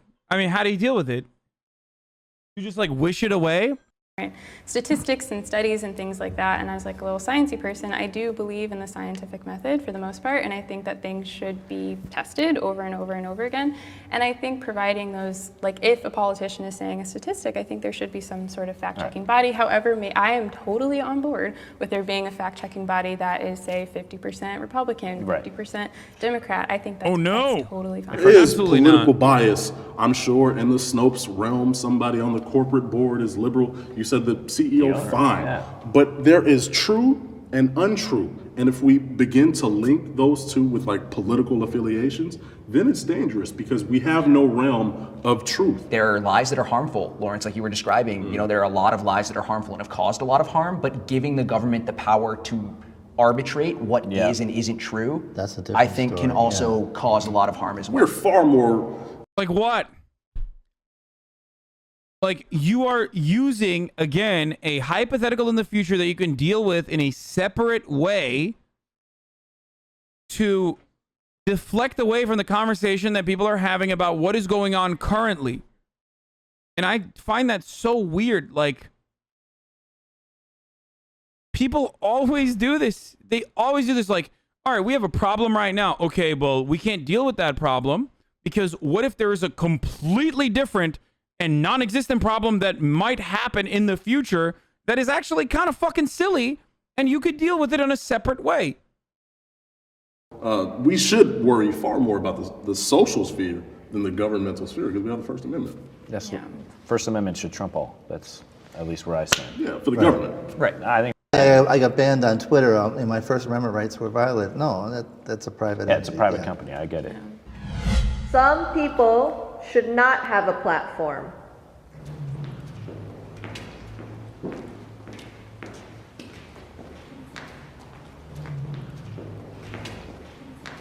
I know this kind of goes against my freedom of speech outlook, but like we were saying before, like I don't want to see Hezbollah having, a Twitter feed, or I don't want to see, ISIS having a Twitter feed. There's definitely a fine line. I can't say everyone deserves a platform. There's this thing called the paradox of tolerance. Yeah. And I don't know if you guys are familiar with it, but it's essentially saying that if we're tolerant of everybody, if we give everybody a voice, and we're like, all right, everything everybody says is okay as long as you feel that way. If we're tolerant of everything, then eventually our tolerance will be snuffed out by people that are intolerant. I think if they're causing harm, so like you That's all were all saying, exactly. that's when, and like serious harm, I don't think that we should encourage that. So whether that's like the illegal trade, The kill cops of line an is the endangered Papela D community species, line? or Oh, that's yeah. a terrorist organization, I think as a society we should kind of. The reason why I didn't come forward is because, I think it goes back to cancel culture in the sense, like people who have been espoused from society because they did something so wrong is that cancel culture. Yeah, and people do bad things, and people have committed like terrible things to people or someone or group of people. But I think forgiveness should be an element, and people should have their chance to get back on their platforms by, I don't know, doing something. I personally don't know what the social A media. conservative who believes in like restorative, rehabilitative justice? It's shocking. I assume it's just for Nazis. I fucking doubt that it's going to be for like, people who have been regarded as criminals by the state. Media companies would do, but I do agree, though. I do believe in reform. I do. Also, like, I guess deplatforming versus banning versus just people not really wanting to mess. Stop assuming? Why would I stop assuming? This is like what I'm doing. It's a fucking shitty Jubilee video that I'm having fun with while also making points about how fucking stupid some people's like free speech absolute positions are. Like, what do you want? Just go watch the video on your own then. Stop assuming, idiot. Mess with them anymore, and usually the people who are really vocal about cancel culture sometimes are people who they still have their platform. Yeah, I got to do another ad break here. It's 4 Still have their Twitter, they still have their Instagram. They're just mad that society has been like, R. Kelly, we don't like you, or like, you know what, we don't like that you caused a bunch of harm to people. The other thing I think about with deplatforming is that you rob somebody of their opportunity for absolution. So if Alex Jones were to decide, and for somebody whose platform is their livelihood, not whose platform or who has a livelihood outside of their platform, like J.K. Rowling, when you take that away from them, if he were to suddenly turn around and he were to Wait, what did he jump from Alex Jones to J.K. Rowling? What the fuck? say, okay, the frogs aren't gay, and like He was this, right and about the frogs, these though, people which aren't is weird. controlling the weather, he would have no platform to come and say that, which I consider to be. What do you mean, dude? Like, some sort of deterrence measure should be implemented, right? And I think deplatforming is an acceptable one. But what has Alex Jones done in the time that he has been deplatformed? He's just gotten fucking worse. Like, it's not like he's trying to make amends and get better. I mean, motherfucker, here's a great example. XQC, okay? He was being a fucking shitlord on NoPixel. Okay? He was being a shitlord on No Pixel. He was being a menace and sometimes fucking up other people's experiences, right? Now look at him. He went to the fucking Bahamas for a week. Sorry for the GTRP analogy here, but look at how he's doing now. Like, he has legitimately improved what he's doing. He's gotten a lot better. He is facilitating role play for smaller streamers. He's like helping their fucking communities grow. He is making the most of his time on the platform now. When people say like, lol, new leaf, like, he's still going to be a toxic shitter from time to time. And he's still going to fuck up from time to time. But it is nowhere near as bad as he originally was. Nowhere near as bad. Okay? So, would that have happened if there was no fucking, no deterrence whatsoever? Probably not. Like, probably not. He's in jail right now. Okay, well, you know, that's different. Like, that's a mechanic of the game. That's normal. Nah, he still be toxic as fuck. Yeah, he's still toxic as fuck, but he's not literally routinely rule breaking, power gaming, not valuing life. He is abiding by the rules of the server so that he can, you know, facilitate other people's role play. And he's gotten a lot better at taking L's as well.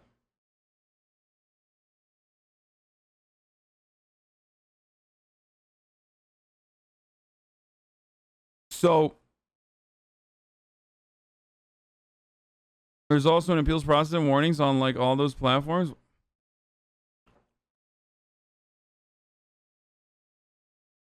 you watch the Unicorn Riot video? No. So I do believe that, just curious, did he ever apologize to you? I mean, he gave like a half-hearted apology on his stream, but it's fine.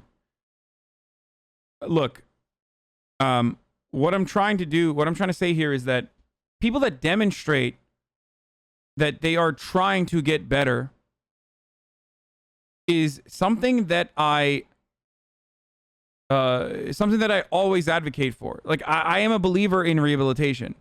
If I did not believe in rehabilitation, I wouldn't do what I do. Okay, he did kiss you, no? He did. This is true. He did kiss me in the game. Like, as far as the out of game stuff, I'm saying he gave an apology. It's fine. It's whatever. I accepted it. What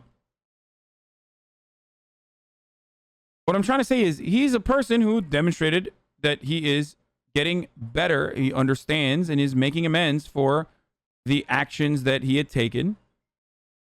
And that's a great example. I mean, he might fuck up still, okay? But in regards to defending big streamers again.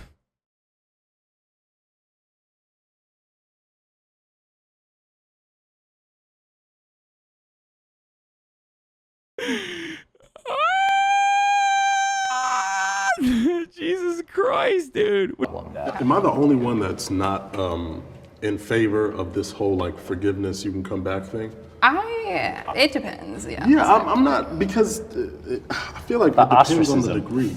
Yeah, because I feel like I hate cancel culture. I hate the notion that we can essentially exile somebody for what they did. But on the same hand, I still believe that consequences are real. And if you do something that causes lasting damage, then you need lasting consequences. You know, if somebody is a manslaughter, we put them in jail for life. If somebody, you know, does something to harm somebody for over a long period of time, you should not be able to redeem yourself and come back to the same place that you were when you caused that harm. Or you can have a niche audience, like Alex Jones. I'm sure he still has dedicated followers. But to say that everybody needs to forgive you, oh no. Because I might not. It depends on your religion. It depends on so many different things. But yeah, but I think people are able to come back to some extent, but they're hating on the fact that they're not able to make as much money. I can think of personal instances where I had opinions that were heard out of context, that were rather moderate or something like that, where people had very visceral reactions and immediately things started to come apart. How dare you. And I wished for more of a chance to be heard. And like, I'm not gonna state these things, but they were not anywhere near the vein of what I was talking about earlier. These were things that were just kind of unpopular and easy to take out of context.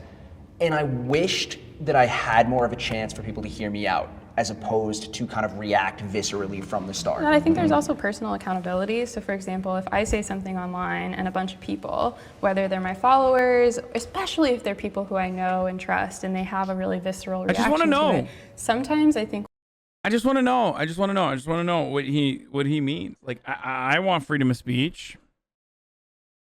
I like freedom of speech. I just want to know what, you know, what these ideas were. I just want to be showered in the marketplace of ideas with these. Stop censoring yourself, sir. You claim to hate censorship, and yet here you are censoring yourself. Get owned. I wonder what it was. Just curious. I just want to know. with the person being hurt, but can I at least empathize with it? Or do I want to get back on social media and say everyone is silencing me so then I can have a more niche audience of people who only agree with me? Because at this point, I think that most people just want to feel seen, heard, and validated on the left and on the right. And I think there are a lot of people on the right that do not feel seen, heard, and validated. I'm not going to say that what you all are feeling is a figment of your imagination. I think it's coming from somewhere and needs to be attended to. You know, you see all these bad things about happening to Trump supporters, and like they're getting their car keyed or stuff like that. And then my parents are always like, maybe you should just keep it to yourself. And that's a shame, because I thought we lived in a society where we could talk about, differing ideas, and we had that platform to have that free speech and, to have a healthy debate. And so it's kind of, I feel, especially my family and on social media, is that they want to put me into submission to suppress my voice and my conservative opinions. I can kind of... A moment for self-reflection of like, did I say something that may have hurt other people? Can I get curious about it? Anyway, let's just fucking finish this video. Holy shit. My conservative. They want to put me into submission to suppress my voice and my conservative opinions. I can kind of resonate with what you said, not necessarily from a family standpoint, but from a large scale, generally speaking, when somebody sees somebody like me, just a black man, prominent in their beliefs about